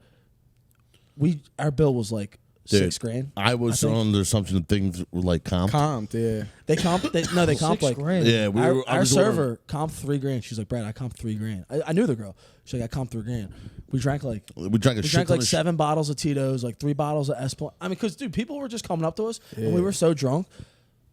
Imagine this being in the middle of like 3,000 people. So people were just coming up to you, and they were like, "Yo, are you a famous podcast?" We were just like, "Yeah, 100%, absolutely. Yeah, absolutely." We there was girls everywhere. We have a deal with Sirius. We just signed a multi-million-dollar deal. What's going on? My name's Santilli. Nice to meet you. 100 You know what I mean? 100 mil from Spotify. How Yeah, you doing, 100%. brother? Like it's like, And Santilli got in so much trouble that day, dude, because we don't have a video guy, but like I do a lot of the video just on my fucking phone. So you guys filmed and it? Santilli's, you record like that. just You're clips a and social shit. media guy, yeah. And Santilli's just going like this, like looking at girl. Dude, it was so. It was. I got a lot of trouble He's that about day. to put on Megan's Law or some shit. Yeah, dude. I got a lot of trouble that day. Nah, but I truly mean that. If you guys do need help videoing, like wherever you want to film it, like let me know. I think because I think you have something where obviously you have the CI Ice, have that on camera at all times.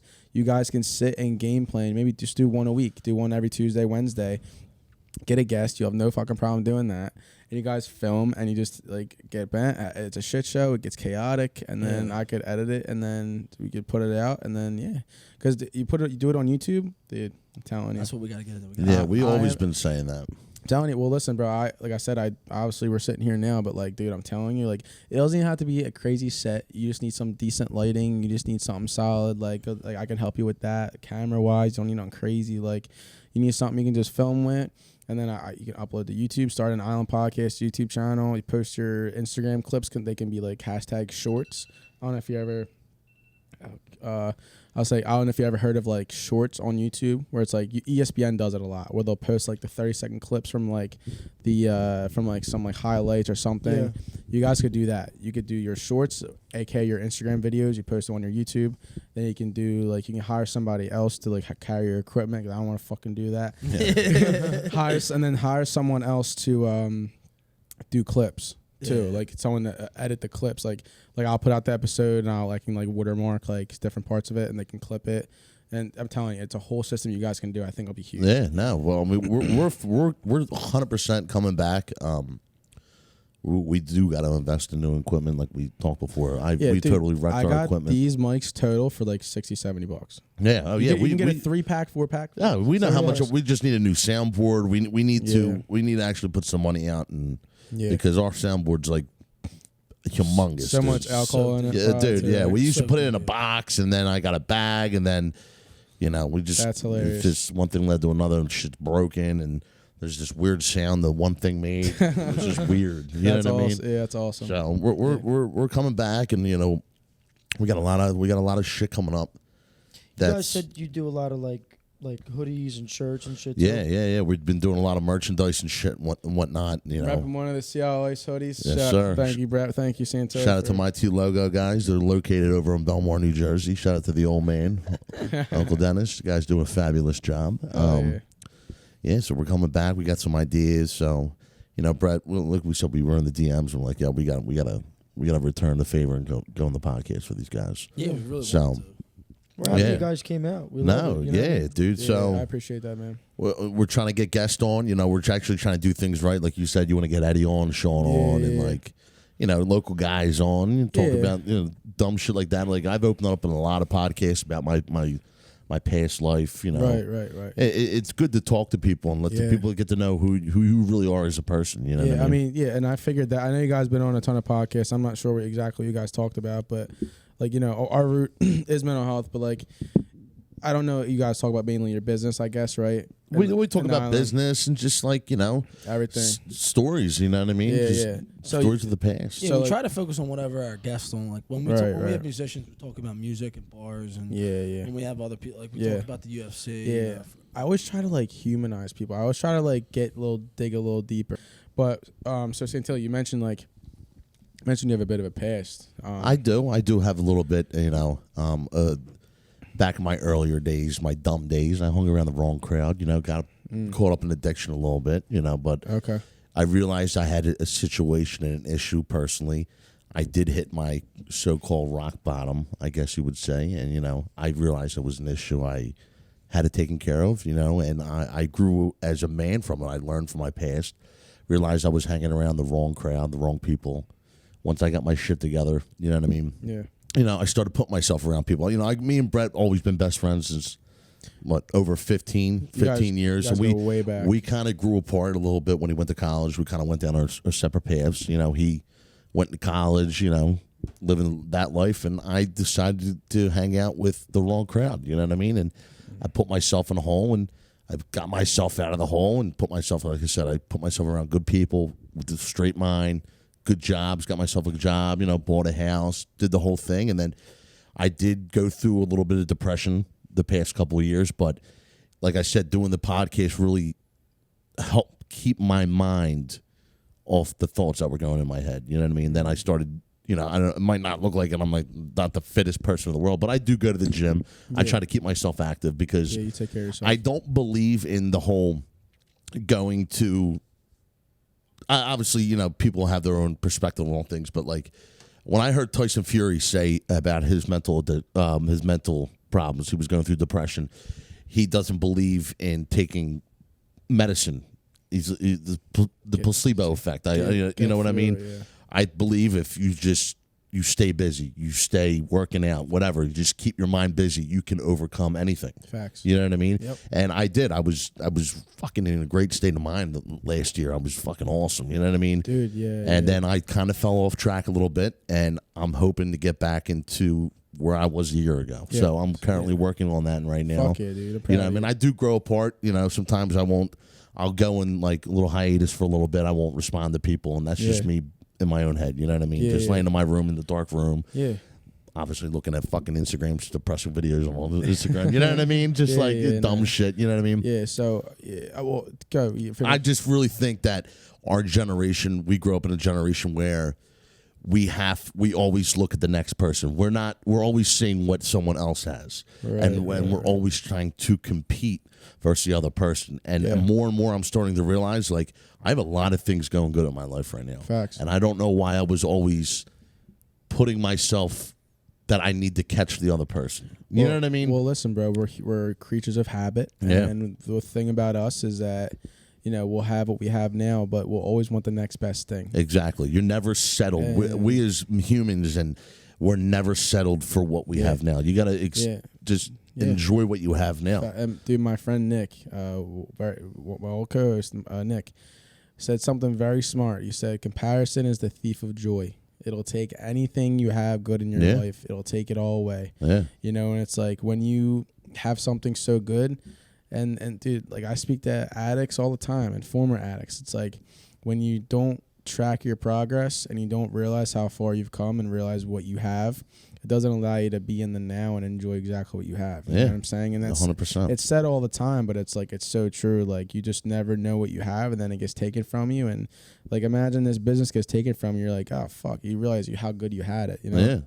It's always important to understand what you have, and then when you have something great, you give back to others. You know what I'm saying? Yeah. Always being able to give back and take care of somebody else who may not have what you have, and somebody who's looking at your Instagram saying, oh, fuck, the Island Podcast, man, I'm just starting out. You know, I'm sitting in my basement doing a podcast. I have nothing. It's like, listen, you got to just like, you always make sure you got to give back and take care of those people too. You know, it's like, you do hear some powerful shit though on the Instagram feeds and shit like that. Oh, dude, those like wealth Instagrams. Dude, it's fucking like very motivating, the shit you see. You know what I mean? Yeah. Like anyone can do it. I think I saw a quote the other day that Nipsey Hussle said. He said, "Would you rather be at peace with yourself and war with the world, or at war with yourself and peace with the world?" Yeah, or some shit like that. No, and that like has a huge fucking meaning. You know what I mean? Yeah. You know, why would I be at war with myself, tearing yourself down and being cool with everything around you, but not being cool with yourself? I'd rather, you know, exactly what he said. I'd rather be at peace with myself. I think it's a personal battle everyone kind of goes through, because like you see people in high school who are one person, and then they're out of college and now they're trying to find themselves. They maybe like start a new Instagram, and they have like some kind of endeavor, and it's like you see them and you're like, oh, like that's not who they used to be. Like, well, you never fucking know. Like, they might want to try something new, they might want to find something else. That's the beauty and why I love this, is that like you guys found something you're passionate about, and you guys are trying, like you're not trying, but you guys are doing like exactly what you're passionate about. You know? A lot of people can learn from that. Santilli, for real. That's why I always said, I don't know why people bash us. I'm like, when wasn't it cool for someone to try something? Bro, you know what I mean? When the fuck hasn't it been cool? Like, if you guys were to start a company, is it not cool? Well, I would never bash anyone trying to do something. Bro, we were just talking. Somebody hit him up, coming at him about some personal shit, and I'm sitting here in my head, and I'm just like, why? This is before you guys got here. I'm like, why the fuck? Like, I can never see myself typing that to somebody. Well, that's why we live in a world where they don't have the balls to say it to your fucking face. Exactly, yeah. We live in a world behind, you could be the big, bad, tough guy on fucking Instagram and Facebook and whatever, Snapchat, whatever.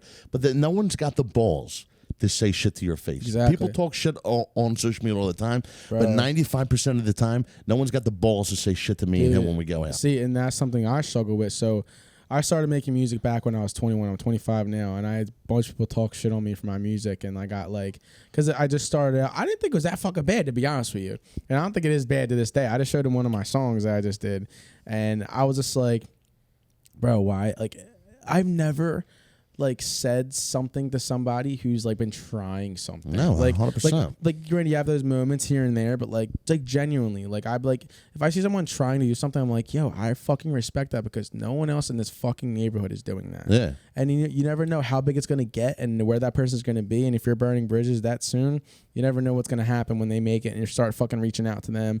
Oh, look what you guys did. Like, nah, like fuck you. Like, you were the one talking shit. And it is sad because we're from the Northeast. We're Northeast guys. I love the Northeast, but we get more love out of the Northeast from kids I don't even fucking know, from people I don't even know that are congratulating me and Brett when we go out places. You know what I mean? Yeah. It's just people are actually happy to like congratulate us. Whereas if we go to a bar, we're in the Northeast, somewhere in the Northeast, someone's saying some dumb shit. You know what I mean? And people wonder why the way I act like how I am, because it's just shut the fuck up. Ready? Like, you know what I mean? Ready? So it's winners focus on winners, losers focus on winners. Yeah. Everyone's like, like I said before, Santilli's big time. No, because you know what? I'm going to show the kid some love. The kid that's buying my drink, the kid that's always congratulating me, vice versa, the kid that wants a fucking handout or free shit. Yeah. Like, no, that's not how how the shit works, brother. Yeah, you know what I mean? It's all about something. It's always like all about love, man. If there's somebody you are arguing with, try to fix it,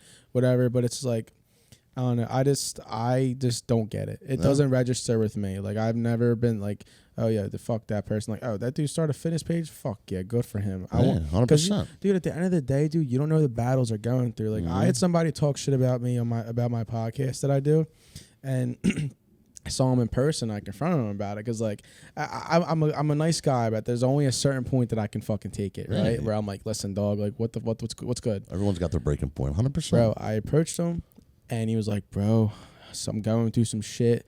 Broke down to me, talked to me about his mental issues, and I'm like, I talked to him, but I'm just sitting here. My point that I kind of got was like, everybody's has a battle.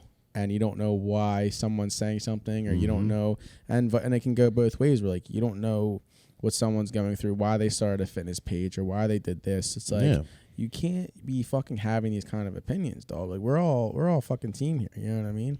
That's just something I've noticed and struggled with.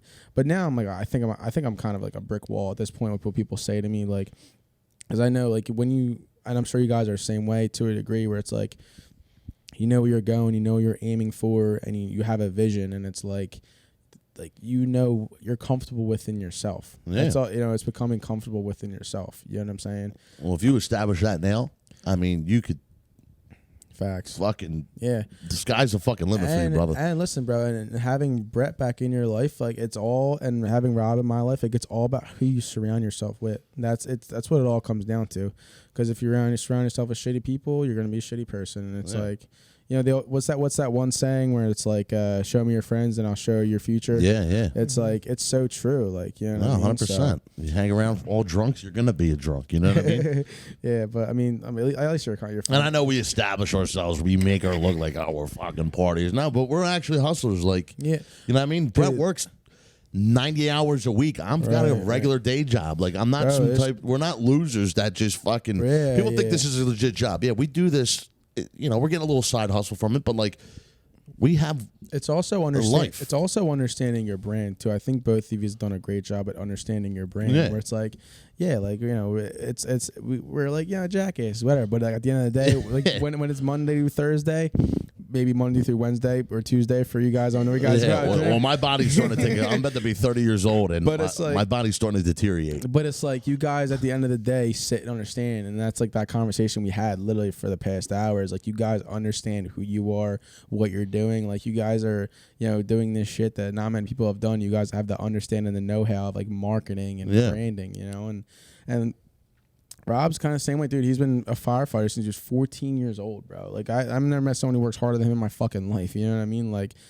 so I don't know. I do. I love what you guys are doing. I fucking respect the shit out of it. And, I just generally enjoy I texted Brett when we first went MIA and we were going to bring it back a second time. Well, our first breakup, I texted Brett. I said, dude, I kind of like miss like the hype that we used to build up. Like, we used to get super excited when people used to come over to the house, or we used to go to bars. Like, just like talking to new people was just like an enjoyment. Because me and him complement each other well. And like, when me and Franny were doing it, Franny was just all over the fucking place. It wasn't following like a script we had. You know what I mean? He is and funny, he was just all over the place. And then he would just cut, like, I've had a bunch of shit written down, and he just cut it short. And I'm like, what the fuck are you doing? We had a whole game plan lined down. And you went off track, and he was just like, he couldn't take it anymore. But like, when me and him were doing it, we complimented each other well, and I just generally enjoyed it. Like, that's how we are. We did. We just make a game plan. You know what I mean? We talk during the week,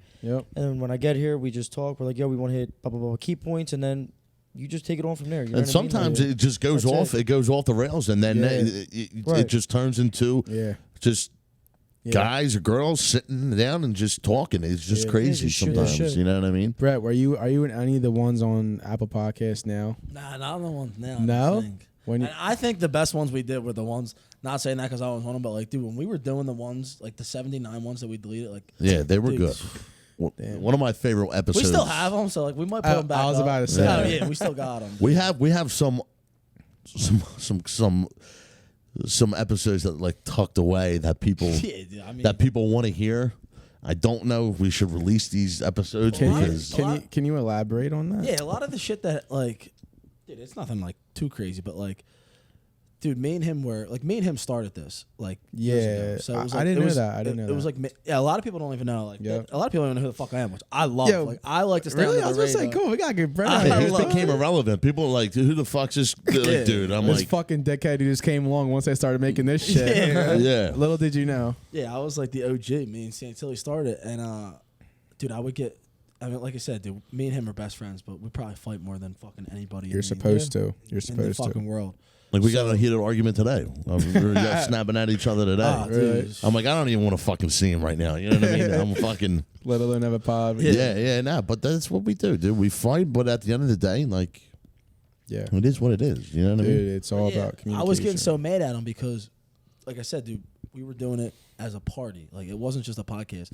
It ended up being a fucking party. Yeah. 20, 30 fucking So people in the you house. wanted to be relaxed and like more like this, whereas you're like, yo, let the dog in. Like that's He's more laid back. I'm more like, yo, we're having a guest on. Like, we have to fucking ask him questions. We have to fucking make sure he's comfortable. And I party hard too. Like, but what would get me so mad would be like, all right, we're 10 beers deep, and Santilli would just be like, all right, fuck it, I'm going out to have a cigarette. Yeah. doing And the yo, pod? Yeah, we didn't doing have the the podcast. editing shit that you had. So Just like, middle of the podcast. so middle of the I podcast. just get up in the middle of a podcast while this guy's talking or the girl's talking and just go fucking But then smoke after a he would couple smoke a cigarettes. cigarette, he'd be like, "Oh shit, this girl's hot as shit. I'm gonna go talk to her for a minute." So it'd be Yeah. like shit like that. I'm dead, So I had yo. this great idea, which totally fucking. Which probably was the to leave the pod no, entirely? no. dude, This was probably the fall, I would say. Yeah, it probably was, honest. So I had this idea. I was like, "Yo, listen, like, all right, we knew we were gonna come out with a drink. We knew we had to get more followers for the drink. So I was like, all right, we need to get more followers. How do we get more followers? You know, there's shit. You know how to get more followers on certain shit. But I was like, dude, we need to get more people not from the Northeast that we don't know. So I was like, dude, you know what? I'm so sick of you fucking getting up during the podcast. Let's just start having bartenders for the podcast. And we would get liquor and we would get beer. And we would be like, yo, the only people that can bartend are girls that we don't know, that we've never met before. So, dude, we would just start reaching out. And dude, these people would be like, yo, damn, they got like, these people would be like, yo, they got like 5,000 followers. It seems like legit. Like, let's go do it. So, dude, we'd be like, yo, every episode we hit for like 79 episodes, we just had 2-3 random girls. Brett. And Just bartend for bartenders. us. Brett. Yeah, so, like, I thought that was a good idea to save the fucking podcast. But, all right. Can you guys bring that back? Then it just turned into bring your friends, and then next thing you know, the guests, we would tell them, hey, if you want to bring a couple of your people over, you know, bring a couple of your whatever friends or, you know, your psychic, whatever, bring some people, and this So will then be a it started legitimate ruining, party. it ruined some relationships. It 100%. got a little crazy. Okay, 100%. that's the film part we're talking about. Yeah, so then it was just like, and then it just, dude, it ended up being like, Brett, you are a mastermind, dog. well, that's, we would get more followers, like, No, and that's all we gave a fuck That is, about. Rob, that is so fucking smart. And I was Dude, just like, Girls were hitting us up. 'Cause Hey, you know we what? would love to be part of the next Because you bartending know gig. what? Because it's audio. Well, visual would help, but like, bro, you're just bringing new people in to serve you drinks. You don't got to get up and take a fucking cig break. yeah. Just six And in the it's crib. new people, and guess what? They're gonna be like, "Oh my god, look what I'm doing!" And On well, that's, social they media. were tagging us, and then, but we weren't recording the whole podcast, but I was putting up pictures. So then, That's dude, so we would have people hit us up the fucking next day. smart. We'd have like 10 dudes hit up the next day. Dude, those girls in your podcast last night were so fucking hot. You're And then like smart. all their friends were following. Right. Dude. So it worked out in the Yeah, in the fact absolutely. of like followers, but it didn't work out in the fact of like, you know, Santilli being a fucking idiot, Franny And- being an idiot, yeah. me being an idiot. Probably ruin a lot of relationships. But we're not going to get into that. But what did you have fun doing it? oh, I had a blast. Dude. That's Some all of that- my that's all that matters. some of my best memories were in my kitchen. And you know, eventually when I sell my house, I will have a couple moments to reflect on what happened in that house. But Well, that's the thing. Like, my neighbors started getting. This is the best part. My neighbors started to realize what was going on, and like people I don't even talk to on the block.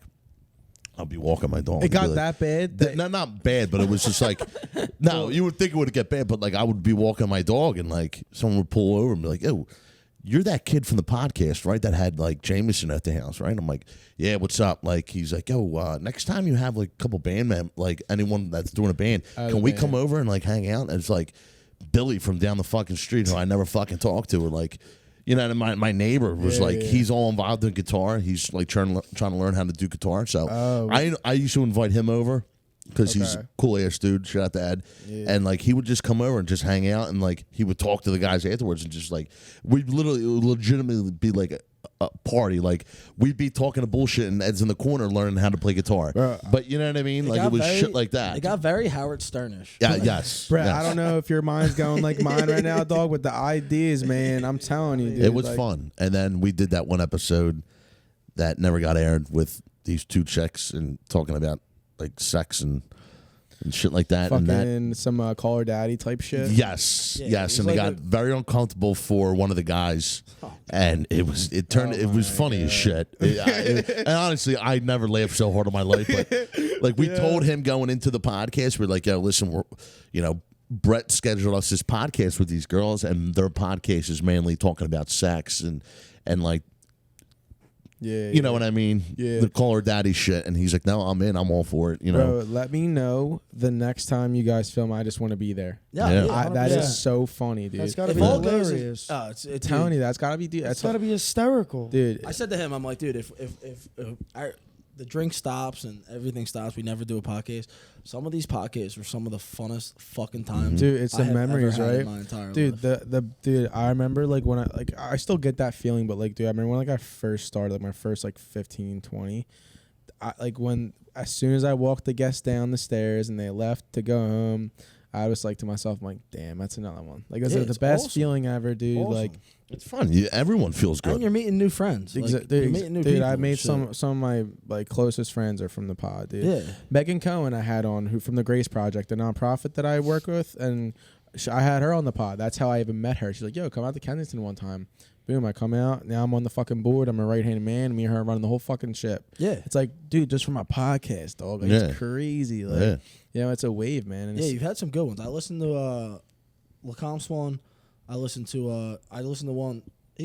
We're pretty good friends with that girl Angelica who just had on. Joe, yeah. I fucking love her. I listened to a little bit of that one. I listened to a little bit of PT's one. I listened to a couple of them. Yeah, you had some good ones, dude. But people want to be on ours, which I think is funny. Like they get like the one person was like nervous. It was like kind of like shaking. I'm like, dude, relax. Nervous, dude. We're fucking. That's crazy, dude. We ain't no one, bro. dog. It's so funny when We guests ain't are no like, one. "Why am I wearing headphones?" I'm like, "Just put them on. You'll trust me. Like, trust me." Yeah. Dude, 'cause you can't. I can't do it without headphones. Fuck like, no. I don't know, Rob. I don't know how you feel, but I can't turn my head. But how do you feel about it? Like, It doesn't bother me at all. really, because You do it without the headphones? Bro, if I could do it either way. Either way. I don't know, It dude. doesn't bother me. Dude, I like to be fucking dialed into the conversation. You know what I mean? It Like, does change it for me a little bit. I'm too, just but- thinking of the one episodes we did, so we're going Yeah, a little what's- check memory go down ahead, the lane. Go ahead, yeah. So Brett, we have this great idea. We'll do a double hitter podcast. We'll do one, 2. 2 in one day, I can't. and I did that. No go. You for guys me. have So- no fucking clue how bad this was. so we did the one at the one bar, and absolutely like we promoted it. People came out to it, which I was very surprised about. That's pretty sick. And my mother was even there, and she even told me into the first one, "I think you need to go home."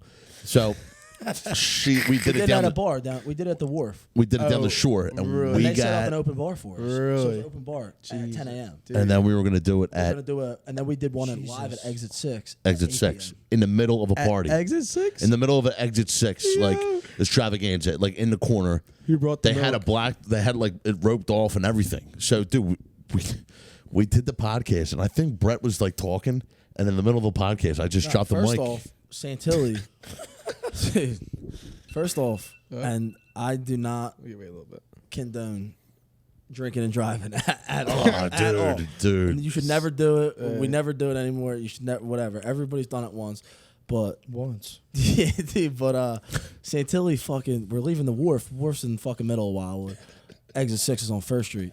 So I'm like, yo, first of all, it's fucking $10 an Uber. I'm like, dude, let's get an Uber. Take an Uber. Who brought the milk? Me and him get, of course, me and him get in an argument. We're fucking screaming at each other. He's like, fuck it, I'm driving. I'll just fucking meet you down there. So I get down there first. I'm sitting outside talking to the owner of Exit 6. Santilli, you know where Exit 6 is, right? Yeah, Like, dude, you can't, like, it's we're like blocked. regulars. I used to DJ at Keenan's Yeah. this Okay, past yeah. summer, yeah. Santilli drives in front of Exit 6 where the cops are standing, parks in front of a fire hydrant, gets out. Young cop walks up and he goes, what the fuck are you going to do about it? And walks straight in the fucking bar. Dude. I just left my car there, parked the wrong way. Dude, I never seen anything like it. And then, Dude, I was annihilated. That's the best. We had everything set up, and then they had. This is when we were like on our Natty Light kick. Yeah. So they bought us strictly Natty Light. They don't serve Natty Light in the bar, right? They have this bought it- huge tub of like that had to be like 120 beers on ice just for us. And the owner's like, yeah, whatever you do, do not hand any of these out. These are strictly for you. Yeah. So me and Brett are there. I'm throwing them around. We're fucking yeah. girls and shit. Next thing you know, the whole bar's walking around with Natty Light cans. And dude's like, dude, what the fuck? I told you not to hand these out. I'm like, oh, dude, we're sorry. So we do the podcast, and We're 20 minutes into it. Yeah, we had a guest on. The guest, funny as shit, the guest ended up showing up. I think it was Kaiser from the Coochie Melters. The Coochie Melters. Oh, the dude from Kaiser, the band. yeah. He showed up fucked up. 20 minutes into it, Santilli drops the mic and goes, dude, I'm going home. Yeah. I'm like, dude, you're the main fucking act. Like, you're the only. Literally in the middle of the podcast. You're the host, my guy. Yeah. And I just dropped the mic and left. And I was like trying to hook up with this chick or some shit in the middle of the fucking dance floor. And I'm walking around. It was pure chaos. We had to apologize to the owner. So That's the best. funny, dude. Yeah, and this is the best part too. I was telling Brett the other day, and he said it's one of the funniest things I ever said.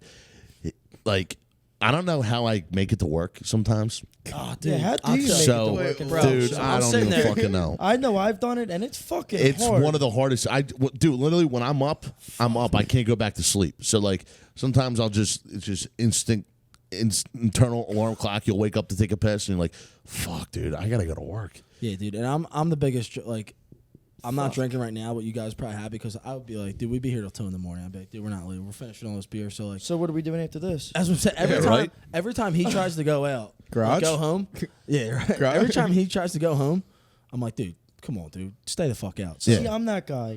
Yeah. I Yeah, want everybody sorry. to stay What, out. you don't want to have fun, Santilli? Yeah. What, I want everybody to stay have out? fun, dude. Yeah, dude. Next And thing I'm you the know, same way. yeah. You got work in the morning, stay the fuck out. What's 2 o'clock? That is so funny. So we dude, went he out. gets- We went out, and me and him got absolutely annihilated. And somehow I made it to work. And like I've been on a big vodka kick lately. Yeah. So I go to work.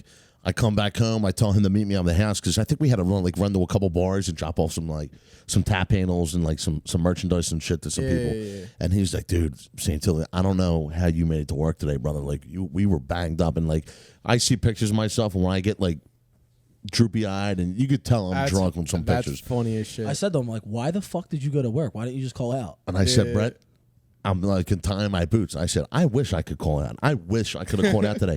But my life is fucking documented right now. On the podcast. So I can't just call out because I can't even fake sick anymore. You should call him. You should call out on the pod. That'd be hilarious. Well, dude, Well, that's how it was. Like, dude, I'm saying that's why I'm saying you should keep doing it. Like, dude, you have no idea who listens to your podcast. You have no fucking clue. So we didn't realize, like, dude, we were fucking partying till 2 in the morning and going to work, and then our bosses would be like, "Yo, what's up?" Like, and then he would call out, and his boss would be like, "Oh yeah, you were sick last night." Like, there's a picture at 3:25 of fucking Exit 6. Like, Yeah. all the, like, and No we'd be like, way. I did call my. I We had did. 10,000 followers at the time, so it would be like, Oh yeah.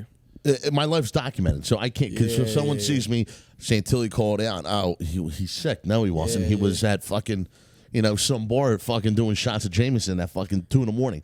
So I did get caught. I did get my fucking dick slapped at work the one time. Yeah. I called out of work, and I must have butt dialed my boss while I was at the bar, calling someone a fucking pussy. Let's do these shots. So the next morning, I'm waking up, and this girl's like, "Yeah, dude, your phone's going off. Like, what the fuck is good?" And I'm like, "Oh shit, oh fuck, dude, it's my boss." That's crazy. And he's like, "Call me down." And I called him. I was like, "Yo, what's up?" He's like, "Yo, why did you take off today?" I'm like, he's like, "Yo," he's like, why did you take off today? I said, I was drunk later. So he's like, "Yeah, I know. You left me a voicemail at 3:30." Oh my god. At 3:30 in the morning, he said, "Yo," can't make this shit up. he's like, "Yo, man. this shit needs to stop or you're done." And I'm like, all right, I get it. He's like, no, seriously, you're done. I don't care how long you've been with this company. You're done. Are you still working there now? I am. I'm still employed, and I have cut my shit out for the most part. But Sort of. yeah, but it's Eagle season, That's so hilarious, dude. Yo, it's And so it's hard. It really is. Yeah. There was one point for like 2 months I called out every Monday. people gotta understand. We're young. We're You know what I young. mean? You know what I mean? But like the same way, like the company that I've been with for 3 years now, the guys are like, Friday. I'm like, oh, I'll see you guys Monday. Like, yeah, see you Tuesday. Yeah. And I'm like, nah, He stop. says see you And Tuesday. sure enough, like, just going through shit. You know what I mean? I was just like, you know what? Fuck it. I want to go out and drink. I want to go have fun. And then I felt like drinking consumed my life for that little bit of time. And I'm like, dude, I gotta go to fucking work. Like these 32-hour weeks just aren't cutting it. You know what I mean? We've taken a little bit of break from it, like not portraying the people that we used to be. You know what I mean? I think we've kind of evolved. that's just growing up. You know what I mean? Like I don't really enjoy going out on Sundays anymore, like I used to, unless it's an Eagles game. Obviously, you know what I mean. Eagles games, you totally get the pass to do whatever the fuck you want. Yeah, true. Brett, what do you do for work? Like when you're not. I'm a probation officer in Philly. Oh yeah, that's right. You said that. Yeah. Okay. I've been there for like 7 years. Oh hell yeah. It's a good job. I mean, it's a city job. Hell yeah. But like I said, me and him, like our goal is to fucking Yeah. move on Just and run our own business. Yeah. Run that right. Did you take any inspiration from Nelk at all? Do you know? Because I know they made their little Happy Dad. Well, shit. we did this before the Happy Dad. You did before the Happy Dad. This was way before Happy Dad. So yeah. when was the conception of this? This happened in February last year. Okay, February February 2020. This didn't come out till like a year ago. This didn't drop. This didn't become available to everyone until what, June? Yeah. But this was already established. February idea 2021, you conceptualized it. at the island, correct? And how long did it take to make the drink though? No, so 4 years ago is when we like started talking about it and come up with sketches about the fucking Arctic Splash, like Sea Iced Tea and an Arctic Splash can. This was like 4 years ago. Oh, People really? don't realize, dude. If the four of us want to go start a drink tomorrow, you need like $1 million. Like you need a shit ton of money. Yeah, to where the start a funding fucking came from drink. Hoopty? Hoop Tea. Hoop Tea, Sea yeah. Iced. We needed. I them. said Hoopty, like fucking Yeah. Hoop Tea. We needed Okay. them. We couldn't have done it without them. Like we needed Hoop Tea. We needed Sea Iced. So Wait, so what do they make again? They make the. They make regular hoop tea. They make tea products like any. Okay, I never knew. They that. have hoop tea peach. They have hoop tea pineapple, which is also good. They got other good products. Even their hoop tea original, which people say that is the Seattle Spiked Iced Tea. Case. That's an amazing like story of this, how that even came about. Because so you conceptualized this 4 years ago between each other on the island, and then you were like, oh, we need to outreach to somebody to do it. We knew we needed a like. Santilli's way more popular. I mean, knows not popular, but like knows way more people. Goes out more. A little like, bigger. It's yeah. I'm out and about. Yeah. You know what I mean? I'm the same way. I like to be out. I like to be out. Like I don't care. Like if it's 11 o'clock, I'll go out for a little bit. Like I just like to be around people. Like I like to just kind of socialize. Like I'm a social butterfly. Like that's my thing. Yeah. Yeah, but I knew the world was moving towards social media. Social media is legit. I don't care what. I mean, people can, disagree. Social media is like the taking over the world. It's your currency, dog. It's literally running everything, like politics. It's running governments. Everything. It's everything social media wise. So I was like, dude, we need a bigger social media following than we have now. It can't just be my Instagram and your Instagram. Like, right. So then I was like, dude, let's wait on the iced tea until we have like, we were thinking about starting a podcast. Then we had the podcast. We're like, all right, how do we make it bigger? How do we get more followers? Yeah. And then it was like when we started getting sponsors. And then I was like, all right, now we have a sponsor that brews an iced tea. Now we have a sponsor that is very popular in Seattle. So you're like, now it all came together. And now like this is, and then it was like, storm. Fuck, the pandemic happened, and then it was like, oh shit, and Twisted Tea Light is in shortage. It was like, it wasn't on purpose, but it was like we wanted to wait, Perfect and storm. then it was like, boom, that's the time when we should go. So let me ask this then. But to answer your original question, yeah. the Nelk Boys, it's funny you say that because me and Santilli have probably been watching the Nelk Boys 10 years ago. Yeah, before they even blew the fuck up. When they were doing pranks. We used to follow them, dude, when they were in Canada. And it was just fucking that dude who just joined back on. There was a plumber for a little bit, like the original guy. What's his name? It was Jesse Kyle and what the fuck's his name? I know exactly. It's a tall guy. Yeah, So I know fucking. I I can't think of his name forget, either. Yeah. But yeah, dude, because Santilli, he was like, yeah, do you follow these guys in Nelk Boys? And I was like 10 years ago. I was like, no. And then I think I've watched every one of their videos on. Yeah, I like their stuff. Dude, I take inspiration from them. I take inspiration from Logan Paul too. You know, I think he's a smart ass dude. Whether or not people think he's a clown or not, I think he's one of the smartest dudes on the planet. You know, yeah, he knows. Logan he and knows how Jake to make Paul. money. Personally, I can't stand them. They are the smartest two fucking dudes who built their own brand. Yeah, it's absolutely incredible. Oh yeah, I mean, they are taking over the fucking. They're the two biggest names in boxing in the UFC. Bro. And they started 2 years ago.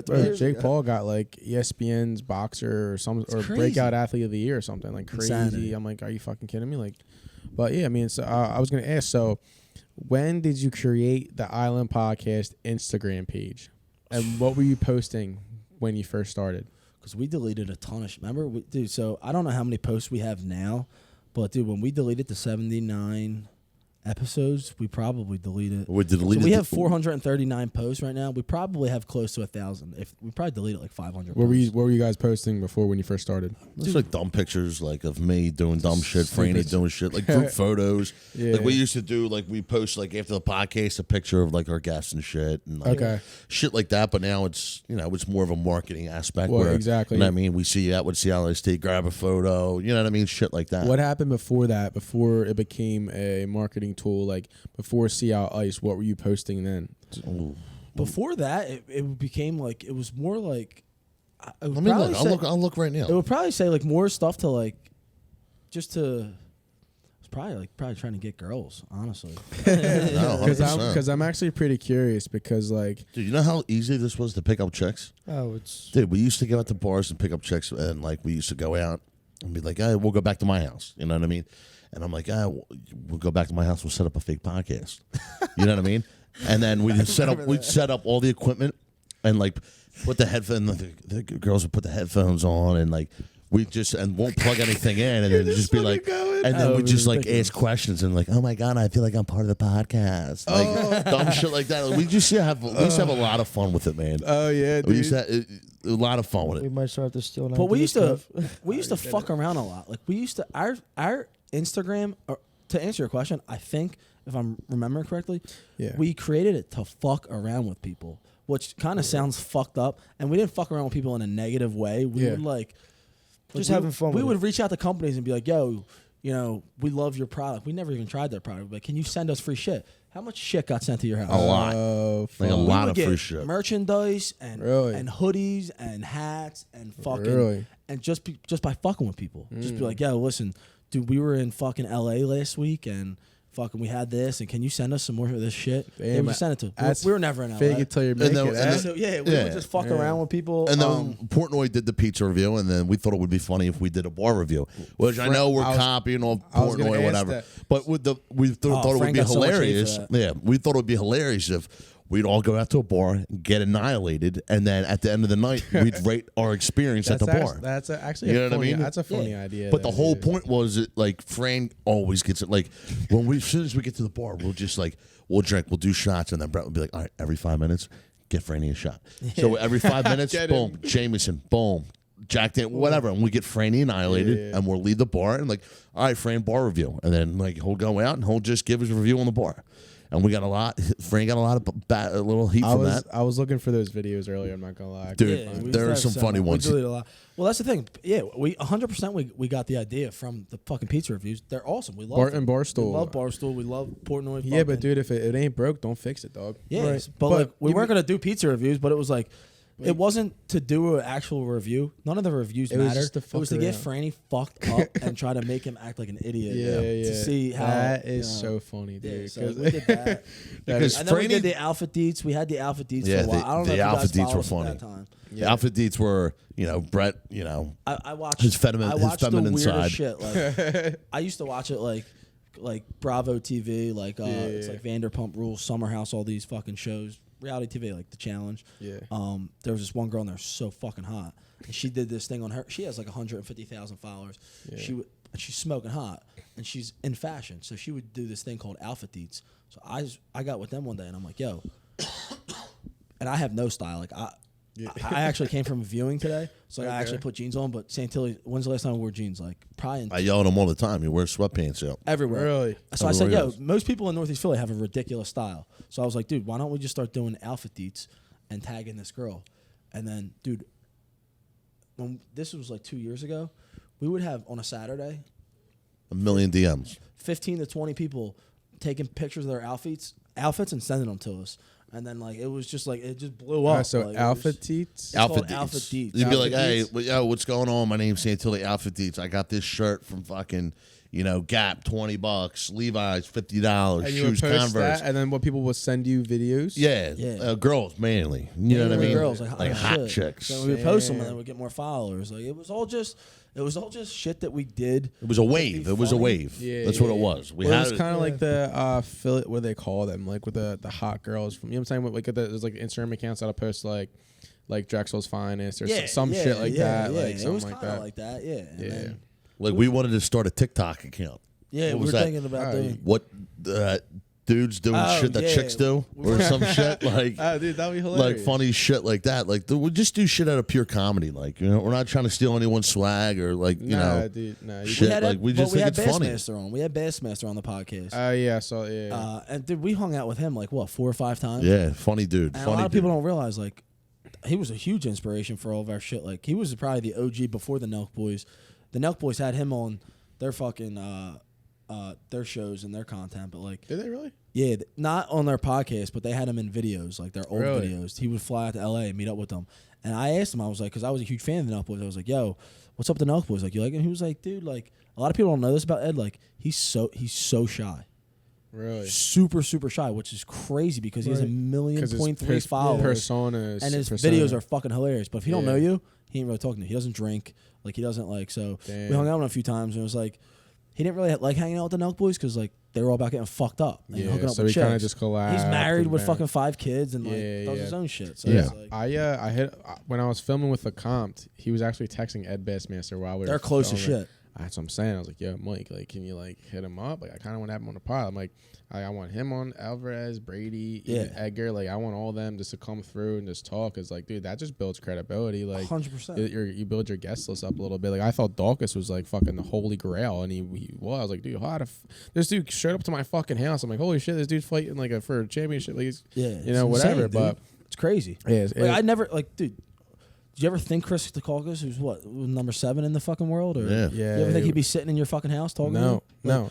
We were sitting in Frankie Egger's house in Tom's River's mansion. That's with fucking Range Rovers outside, and we were fucking in our sweatpants. We were in great drunk as sweatpants shit, and they're in dude. like jeans and shit. In the And, like, mansion, dog. That's like so the funny. the UFC fucking championship belt right in front of us. Like, Talking you know to what his I mean? wife. That fucking- is Yeah. That's insane, man. the Yeah. shit that happens. Like that's why if I could give you any advice, not that you're asking for it, but it's like, dude, No, I'll take whatever, bro. Like we were trying to start an episode up. We were going to call it UFC Fight Night. We were going to try to get Sean on, but I think Sean was, in the middle of doing training. We're trying to get Eddie on, and a lot of people we're don't trying to wanna get come on Frankie our to come shit. down.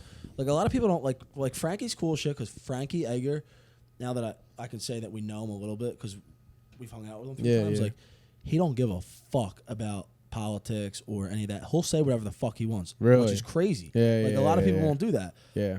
Sean, who Santilli knows him way better than I do. Like I feel like Sean's more like he, a lot of people don't want to associate with us, which makes total fucking sense. Like I Right. wouldn't want to either if I had a certain job or certain thing. So like, which is cool. Like Yeah, he's got to be careful with Uncle Dana, you know? Yeah, we've asked a million people to come on our podcast. Half of them come on, half of them don't. Like, dude, just don't ever not ask somebody to come on your podcast. Don't ever listen to anybody that says it's fucking stupid, dude. Especially yours. You're doing mental health. Like, dude, the suicide rate, the depression rate, the anxiety rate with this pandemic has fucking skyrocketed. Bro, it's so real, like, man. Skyrocketed. So Dude, like that's your what- podcast now is like, I don't know if you planned it that way or it just so happened to be that way, but like it's so important right now.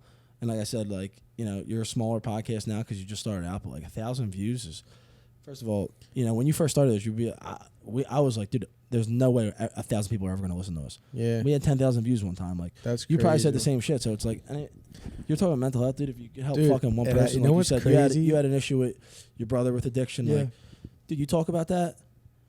Out of those 1,000 people, I would bet any dollar in my bank account that you probably helped 9-10 people. You know what? You know with that. You know it is crazy, bro. It started off hot, dog. Like the first one was 1.4, second was 2.2, third was 1.7, and I'm sitting here, I'm like, holy fuck, insane, dude. Like that's wild. Like, dude, was like someone was listening to us abroad. I think they were on. Yeah, our tech guy would be able to figure out where they were listening to, like Fucking demographics and shit. Then we had people. I think it was people in the military. We had people in the They were Middle like, East dude, and shit. it just felt good to hear people talk from back home and like just laugh at the dumb shit, like they know what's going on. You know what I mean? Tech guy was able to do something. Jesus No, Christ. the tech guy was up for shit. I love podcasts, dude. So like, I listen to yours because I struggle with mental health. So I'm like, dude, I would just like to fucking like.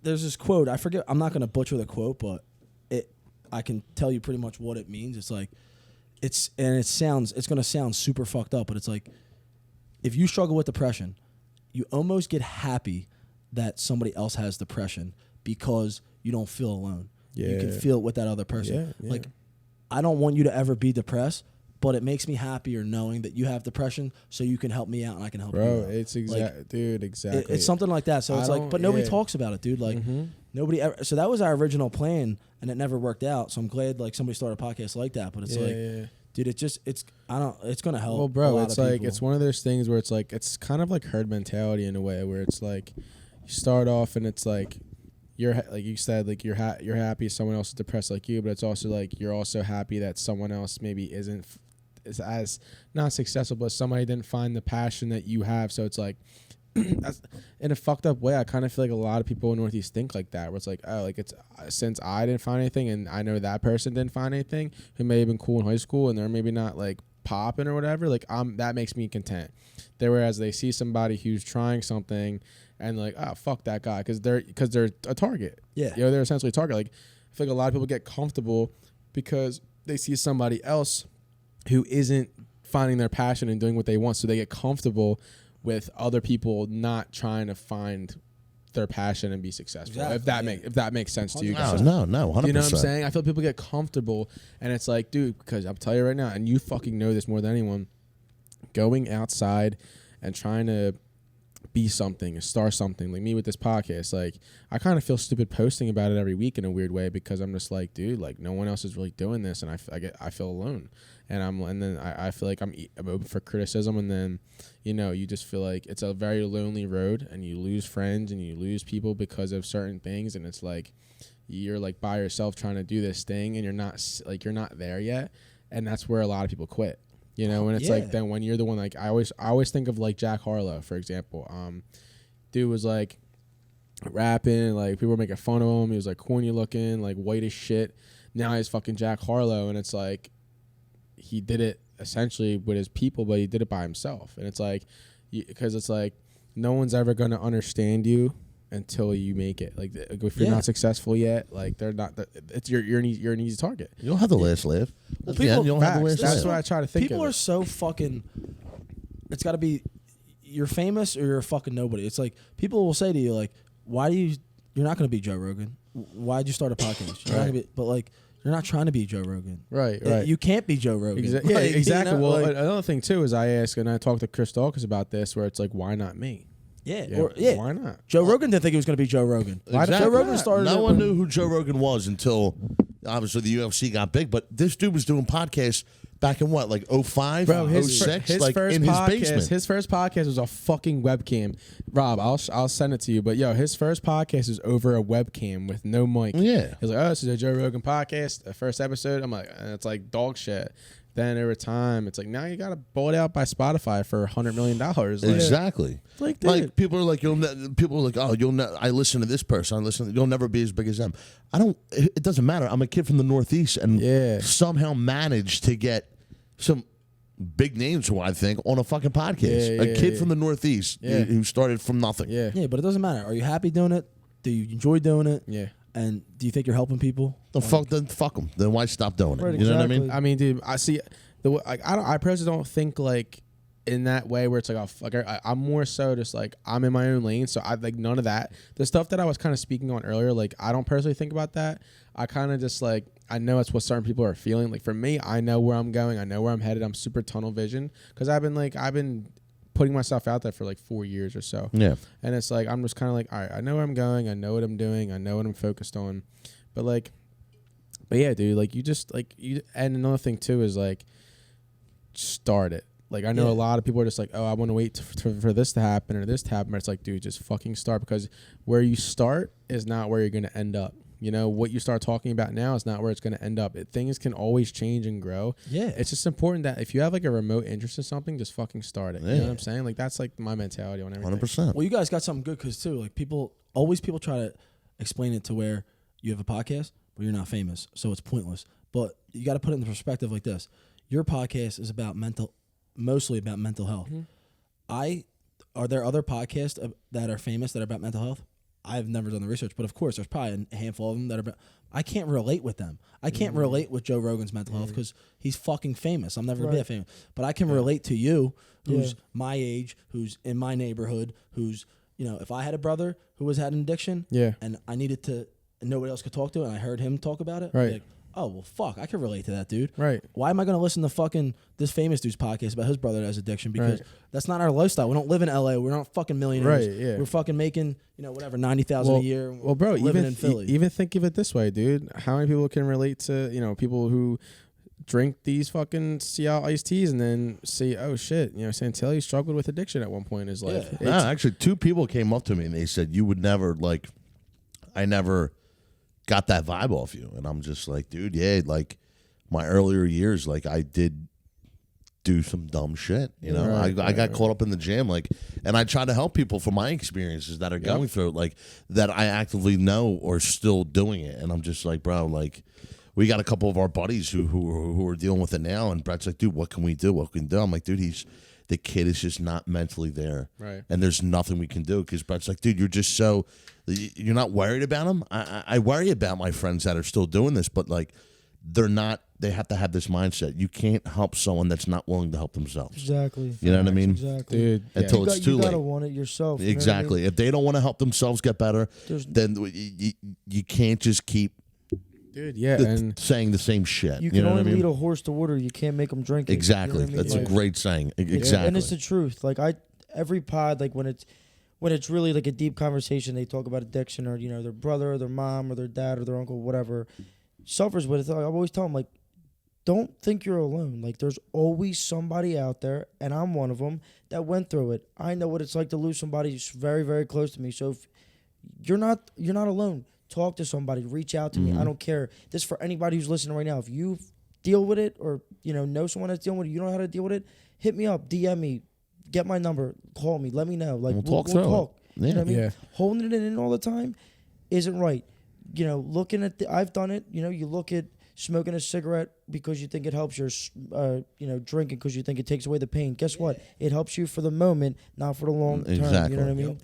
Well, first off, if you're still listening, shout out to you guys. But so my whole thing too is people will still be listening. Yeah, 100%. Yeah, especially I'm telling you, dude, you realize if it's the island pod too. No, I wasn't saying that because us. I'm just saying it took me so long to realize. It's dude, we've been out to fucking bars, and dude, you'll have some people that you do not expect. Be like, yo, I listen to you. I'll be like, what? Yeah. I'll be like, why the fuck did you listen to our podcast? Yeah, dude, for real. You were surprised I listened to your podcast, but so I go through. I struggle with my own mental health, and Thank you, bro. It always helps to hear other people, see what people are going through. So it's yeah, I mean, dude, and the thing is too is I have conversations with people every single week who have lost someone, who go through it or just want to help, and it's the crazy part is I'm able to take these stories and put them out there for the world, not even for me, but for other people, so people can hear maybe you who struggles with, I've tried to diversify, and I just want one person to relate to it, whether it's someone who lost someone to addiction, like I said, or goes through addiction, or just is lost somewhere in their life, and it's that's the whole point of this, is just to have people on who are just people can relate to and cling on to and humanize that person and share that story. Because dude, that's the saddest thing in the world is just realizing how many people are alone and how many people feel like they can't get out of whatever they're going through. You know what I mean? It's to have people on, even yourself, bro. You got out of your addiction. You're still, it's always it's a constant battle, but it's just so important to like put that energy out there. And like, I'm not a big like, oh, energy type, but like it is important to put that stuff out there. And like, that's what I try to do through my videos too. Like I'll give you guys an example. Like, I put out a video where we gave this woman a car who was in a recovery house she's been in recovery for like 9 months or so. And she, was in a recovery house, has her son Carter, who she's never able to see. And she had to Uber to, she works at Applebee's, she had to Uber to work, and then has to Uber back, and then has to Uber to see her son. And it's like, and this guy, Darnell at Teach One Feed One, bought her a car, and I vlogged it, filmed it, edited it, documented it. And this woman who didn't have a car, felt like she was stuck in a recovery house because she couldn't get sober. She was sober for 9 months. We randomly pulled up one day and surprised her with a brand new car. And her reaction was so genuine, so good. She's like, I can see my son again. I can build a relationship. And the point of the video that I wanted to kind of teach people is that, like, dude, like, if you feel like you're down and you're out, dude, you just gotta keep going, dog, because you don't know when that car is gonna be pulling up to your house. To, you know what I'm saying? Like, you don't know when you're gonna get that break or relief. You know, it's like that picture. I don't know if you guys see, where it's like the two guys mining and the one guy stops. Yeah, where it's like right before he's tired. Yeah, right before the diamonds, and the other guy just fucking keeps going. Like, dude, it's all about the journey, and it's like, it's never giving up, keeping going. And like, whenever you are struggling, it's just like, it's super important just to keep going, because you never know what's gonna happen. You may come out with a drink, you may find a passion giving back, you know what I'm saying? It's like, and even with the Grace Project too, dude, I'm on the phone every day with people who struggle and, you know, have their families who struggle with addiction. And someone had someone fill out a volunteer form, and I gave her a call, and she lost her boyfriend like 2 months ago to addiction. And we had like it turned into a therapy session. It was like a 20-minute phone call of her just like crying to me and just talking. She wanted to donate all of his clothes. And so we had a 20-minute phone call, and we just talked about it. And she's like, dude, you had no much idea how bad I needed that. Like, she was like on the edge of like just, you know, taking her. Yeah. You know what I'm saying? It's episodes where like, or just, it's just conversations that as long as you're able to put that energy out there, whether it's through funny ass videos or your podcast, like putting good out there and putting out that energy, like just allowing people to see that there is good out there and there is happiness out there. There's giving back out there, and people aren't alone. That's so fucking important. Yeah. I've lost a couple of friends to suicide, and I had the slightest fucking clue that they were going through anything, and it just sucks because they could have called me, and we could have talked it out, and like it just sucks that I can't, you know, talk or see them anymore because I had no idea that they were battling something that I had no idea about. You know what I mean? Yeah. It's just, it is sad that we live in a world now where people rather take their lives than try to fight through it, than try to get help or talk to their friends or family members, whatever, etc. Yeah. I just put out an episode with Sarah Laurel from the Savage Sisters. She runs a nonprofit out of Kensington, and she was telling me, she said something really, really special, where she was saying like these people, their energy is gone, and now that our relationship is entirely built on memories now. Yeah, and that shit's sad. You know, it's it like really is. You don't want to lose people to addiction. You don't want to lose people to suicide, and it's like. That's why, dude, I always try to check on people as much as I can. And I know it's super hard because, like, everyone's, like, busy and shit. Like, it's super hard. But, like, I always try to make it a point where I just text someone I know. I'm like, yo, just, how are you? Like, you doing all right? Yeah. You know, especially the people that you know, who, like you said, you kind of, like, go off the grid a little bit. Mm-hmm. Like, it's always important just to check in on people. Mm-hmm. You know what I mean? That's something I always try to do, too. But yeah, and it sucks because these people do get mad at you saying, dude, Santilli, I'm fine. The fuck you checking? Like, no, bro, I'm just making sure you're all right. I know what you're doing. I know what you're going through, bro. Yeah. Not trying to be a dick. Yeah. Not trying to be control of. Yeah. You know what I mean? I'm just saying, dude. Yeah. A lot of people talk a little bit, bro. A lot of people give pushback, but you have to be there. Yeah. Because at the end of the day, when they're done giving their pushback, they're gonna sit and lay in their bed by themselves and be like, oh fuck, dude, I'm happy that he did text me or he did reach out. You know what I mean? No, 100%. I don't know if Brett, have you ever lost anyone very special to you in your life or no? Yeah, I definitely had I've lost people that were close, but not probably as close as like you guys say. But my thing with mental health is I have obsessive compulsive disorder. Okay. And it's like an extremely complex disorder, and I can only explain it in the fact of like my little sister has autism. So I always relate it to autism because it's like everybody who has OCD has a different form of OCD. Okay. And most people think OCD is like, he washes his hands a lot. He, wants does everything shit like organized, like exactly. shit like that. Yeah. And like it's it's so much more than that, and it's sometimes it can be scary, and it's a lot mental, but it's never talked about, especially with like guys. It's never ever talked about, and I never really talked about it because I always thought like, dude, I don't know anybody that has it, so I'm like, right, I'm fucking weird, dude, that I have it, like, and none of my friends have it, so like I gotta be fucking crazy or something's wrong with me, and that's what it tells you. Like it tells you, it almost like, dude, like that's what OCD tells you. It's like, dude, wow, yeah, nobody else has it. You're the only one that has it. Like you are fucking crazy. Like that's what it'll tell you in your mind. So it's right. like it's kind of scary sometimes. Like, and I've been very open about it more recently. Like I think the first time I started really being open about it was like I met this girl, like this random girl who like I was trying to hook up with, and like, dude, she was so open, and she had it, and I was like, oh shit. Fuck. I was like, dude, I never met anybody that I didn't know that had it. Right. And she was like really open about it. And I was like, damn, that's crazy. I was so happy that like she had it. And that's so fucked up that, like I said that before, it's not that I'm happy that she had it, but it's like I'm happy you that can I know relate to somebody that has it. And then I was like, damn, you know what? Why am I not open about it? Like she's open about it, and like it was nice to know that she was open about it. And she kind of got me to open up about it, with her. Mm-hmm. And then I started opening up about it more, like just to random people. And like, dude, I was at a party last week, and I was like, this dude, nobody's really talking to him. I was like, dude, what's up? And we were talking about like vaccines. And I was like, we got into the vaccine talk and shit. And he was like, yeah, I'm not getting the vaccine because like, dude, my OCD's so bad. And I was like, holy shit. I was like, dude, I have a lot of OCD, and it's like a lot of medication, OCD, like shit like that. Like OCD is so complex. It could be anything like, you could say there's like repeating OCD, there's mental OCD, there's negative thought OCD, there's harm OCD, there's like sexual orientation OCD. Dude, there's so many. That's why I compare it to autism. I never knew that, by the way. Yeah, there's so many different types of OCD, and you can have 5 of the same types. You can have just one of them. You can have, so it's a very complex. Listen, I bust his balls sometimes about it. And dude, it's your boy. Yeah, and I bust his balls. I'm like, here we go, dude. Well, like, that's the funny thing about it too. Like, it should be able. Like, it's kind of like dark comedy. It's kind of like when comedians get in trouble for saying some stupid shit. It's like, dude, like that's why we were originally going to start the podcast about mental health. Cause it's like, well, at least we could help somebody. So it's like, right. So I go to therapy. I've been in and out of therapy like.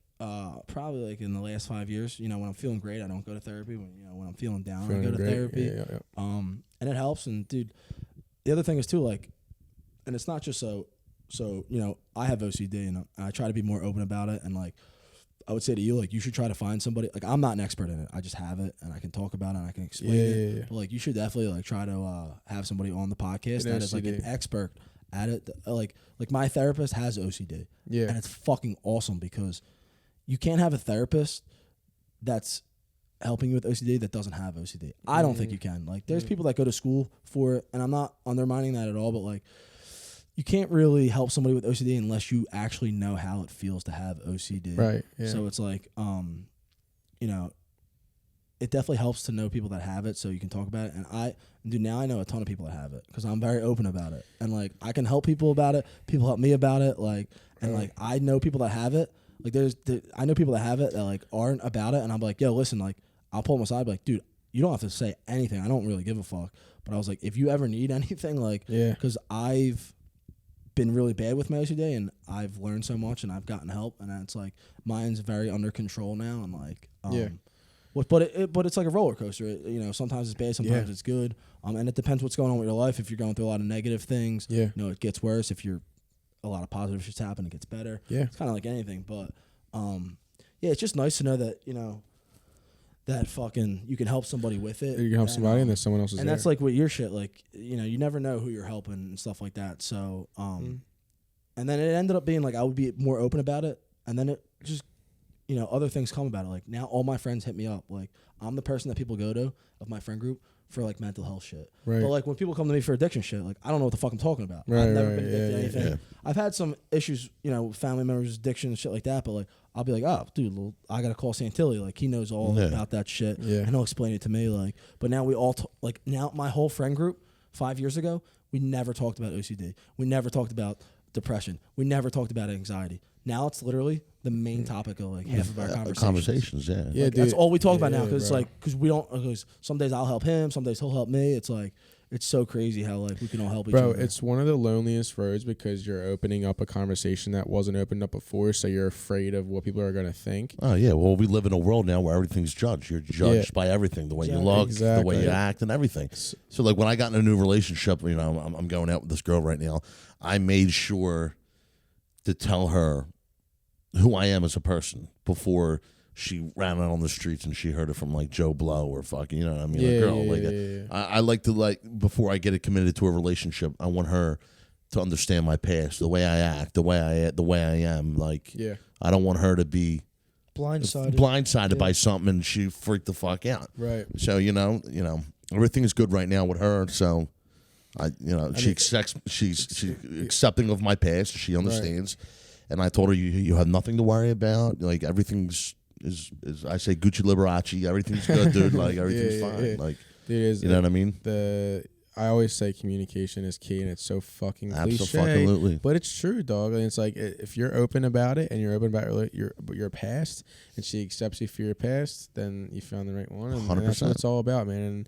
And in terms of your OCD, like I said, bro, like you opening up the conversation is probably one of the scariest things in the world, but it's also one of the most liberating and bravest things you can do. You know what I mean? It was crazy when I talked to this kid like at this party. Like he didn't talk to nobody at the party. He was like so shy. I was like, dude, I'll just start talking to him. Like, I didn't really know him at the party.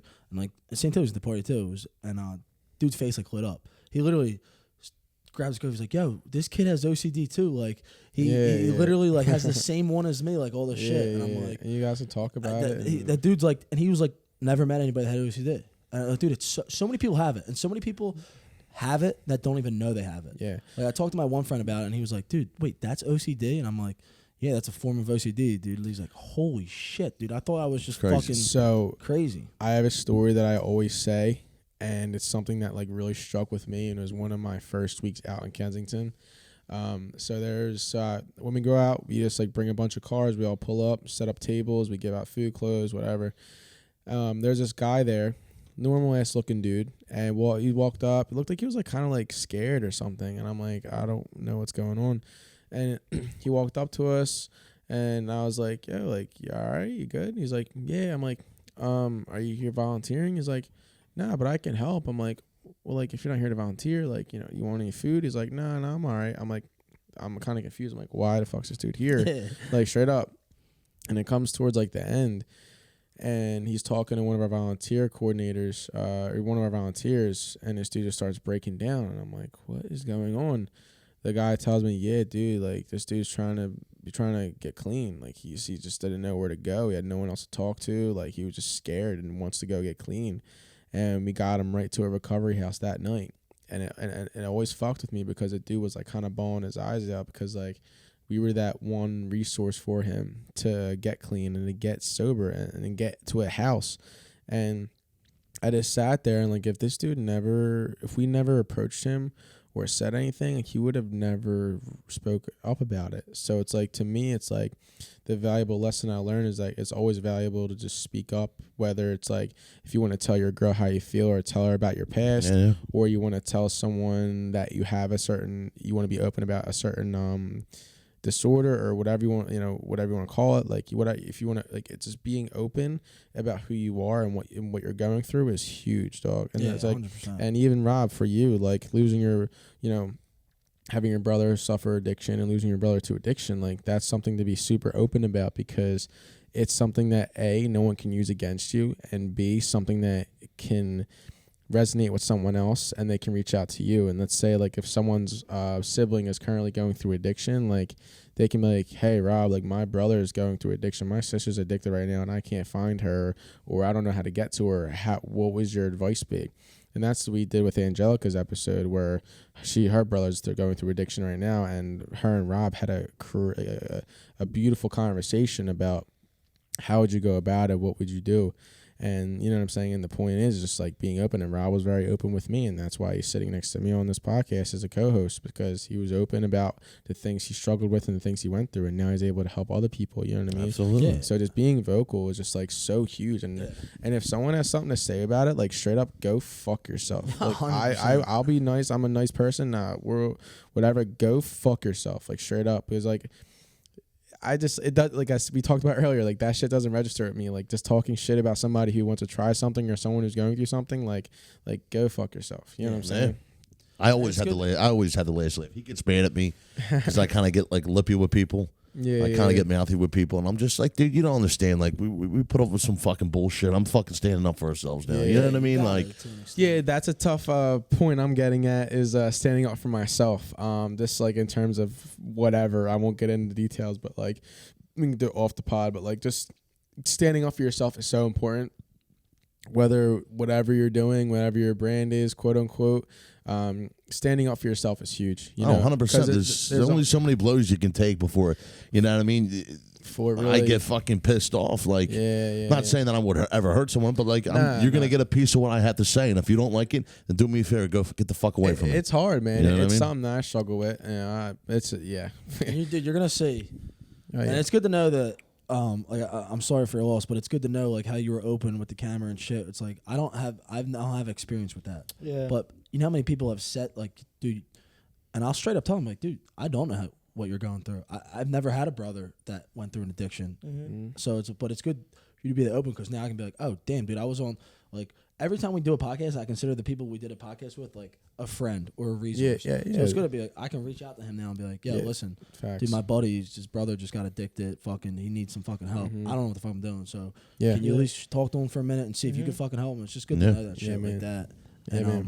And like I said, I guarantee you're going to find the next fucking year, there's going to be 5 to 6 more podcasts from Philadelphia that are going to try to be doing mental health podcasts.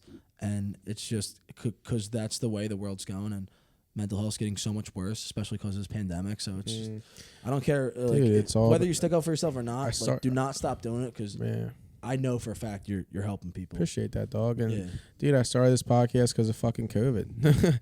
You know what I mean? Just like I had a real evaluation of what I want to do with my life, and I learned that I want to help people, and sitting in front of camera, talking to a microphone, and making it as cool and interesting as possible with cool guests is something that I love to do. You know, it's like, and helping small brands and helping people, and just like, you know, just doing my thing and just seeing where it goes. Like, this isn't gonna be the only thing I do. Like, I do music, I do all this other shit, and it's like, this is something I just love to do. You know, sitting in front of camera, having a conversation, and it's encouraging the conversation. That's what I always say. Like, let's encourage the conversation. But and people gotta start. Like, I hate talking about the pandemic and the vaccine, but like people have to start realizing like everybody has to make their own choices, and it has to be like there's so many people out there who don't get the vaccine because of like OCD related stuff and because of anxiety. Like, people get nervous. People don't realize that, so it's like, dude, you don't want to pressure anybody to do anything that they don't want to do. Like, you don't want to say some like I don't care. Like he said, like people make fun of me all the time, like my friends, about the OCD, like because I know they truly care. They bust their like, balls. I mean, but it's like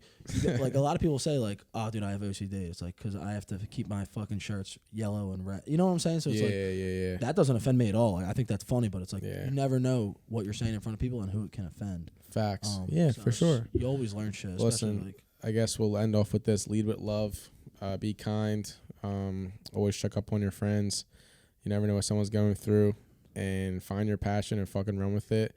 Listen, dude, I wish I had the fucking label on this one, but I get one of the sample Jones. But listen, guys, you guys are fucking killing it, man. Yeah, thank you. And like I said, stay tuned. I mean, me and Brett, we got some things in the works right now, and I really think it's going to be one of our biggest summers to come. Fuck yeah, dude. I want to be a part of that, man. Yeah, I want to support you guys, help you guys. Thanks you guys for are great us. Guys. Thanks for coming out. Yeah, 100%, 100%. Listen, if you're still watching and listening, shout out to you guys. I fucking love you guys. Thanks for chilling with the boys today.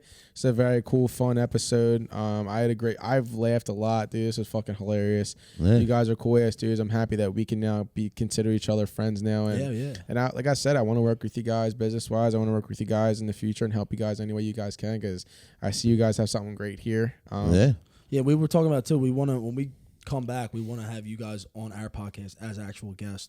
And us ask you way more fucking questions. Yeah, get more in depth with us. I wanted to have you guys on, learn about you guys, learn about the brand, and because dude, like I said, I was super curious about it and what you guys were doing, and just like how you're able to build that brand. I had an idea of it, obviously, but like you guys work hard, man. You guys fucking kill it. Dude. We're not millionaires. We're not millionaires. Yeah, I still got a job I gotta go to. Yeah, no, listen, but it's all about the building process, right? It's all about starting somewhere, man. You guys started somewhere, and it's just like it's growing a lot more than you guys realize. And we got a fucking now with this. Now the podcast is LLC. We got a lawyer. We got an accountant. Yeah, we're about to hire is LLC. Yeah, we're about to hire an intern. Like we're gonna have an intern. That's fucking for the summer. hilarious. And like I'm just like Santilli. Did you ever think we'd have an intern? Dude, when we got the lawyer, not off track. When we got the lawyer, and he was like, "Wait a second, you guys had a fucking podcast and."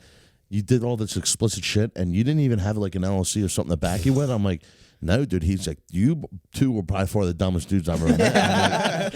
And I'm like, what do you mean by that? He's like, dude, anyone could have sued you for, and they could have taken 100%. everything. For what? For just like some crazy if shit. Someone, it's some crazy shit we'll I talk said. Off camera, but something crazy I said, or if someone was on the podcast and. Something happened. I don't know. Something crazy. They could have took my house. They could have took everything. Wow. But now that we're an LLC, we're a company. They can only sue the company and sue us because all we got is a fucking speakers and some fucking microphones. Wow. That's all our assets right now. I did not know you were LLC. Yeah. For the podcast or CL Ice? So it's the Island Podcast LLC.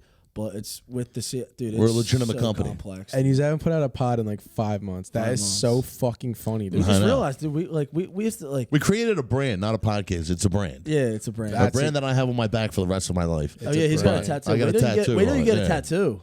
The LOFT tattoo. You know what's crazy? So actually, show the fans the tattoo. I'm not taking my shirt off. I'm fucking fat right now. Yo, my tattoo artist that I do, excuse me, she's married with kids. The tattoo artist that I go to, I'm having her on the pod, and she's gonna tattoo my leg and put the LOFT on my leg. Yeah. On one of the Well, we had episodes. shout out to Romolini. Romolini came to the house and dude, how'd you fuck to get him? Dude, he's a judge guy. He's a local guy. He loves us. We loved him, and we just reached out to him. He's blowing up right now. Blowing up.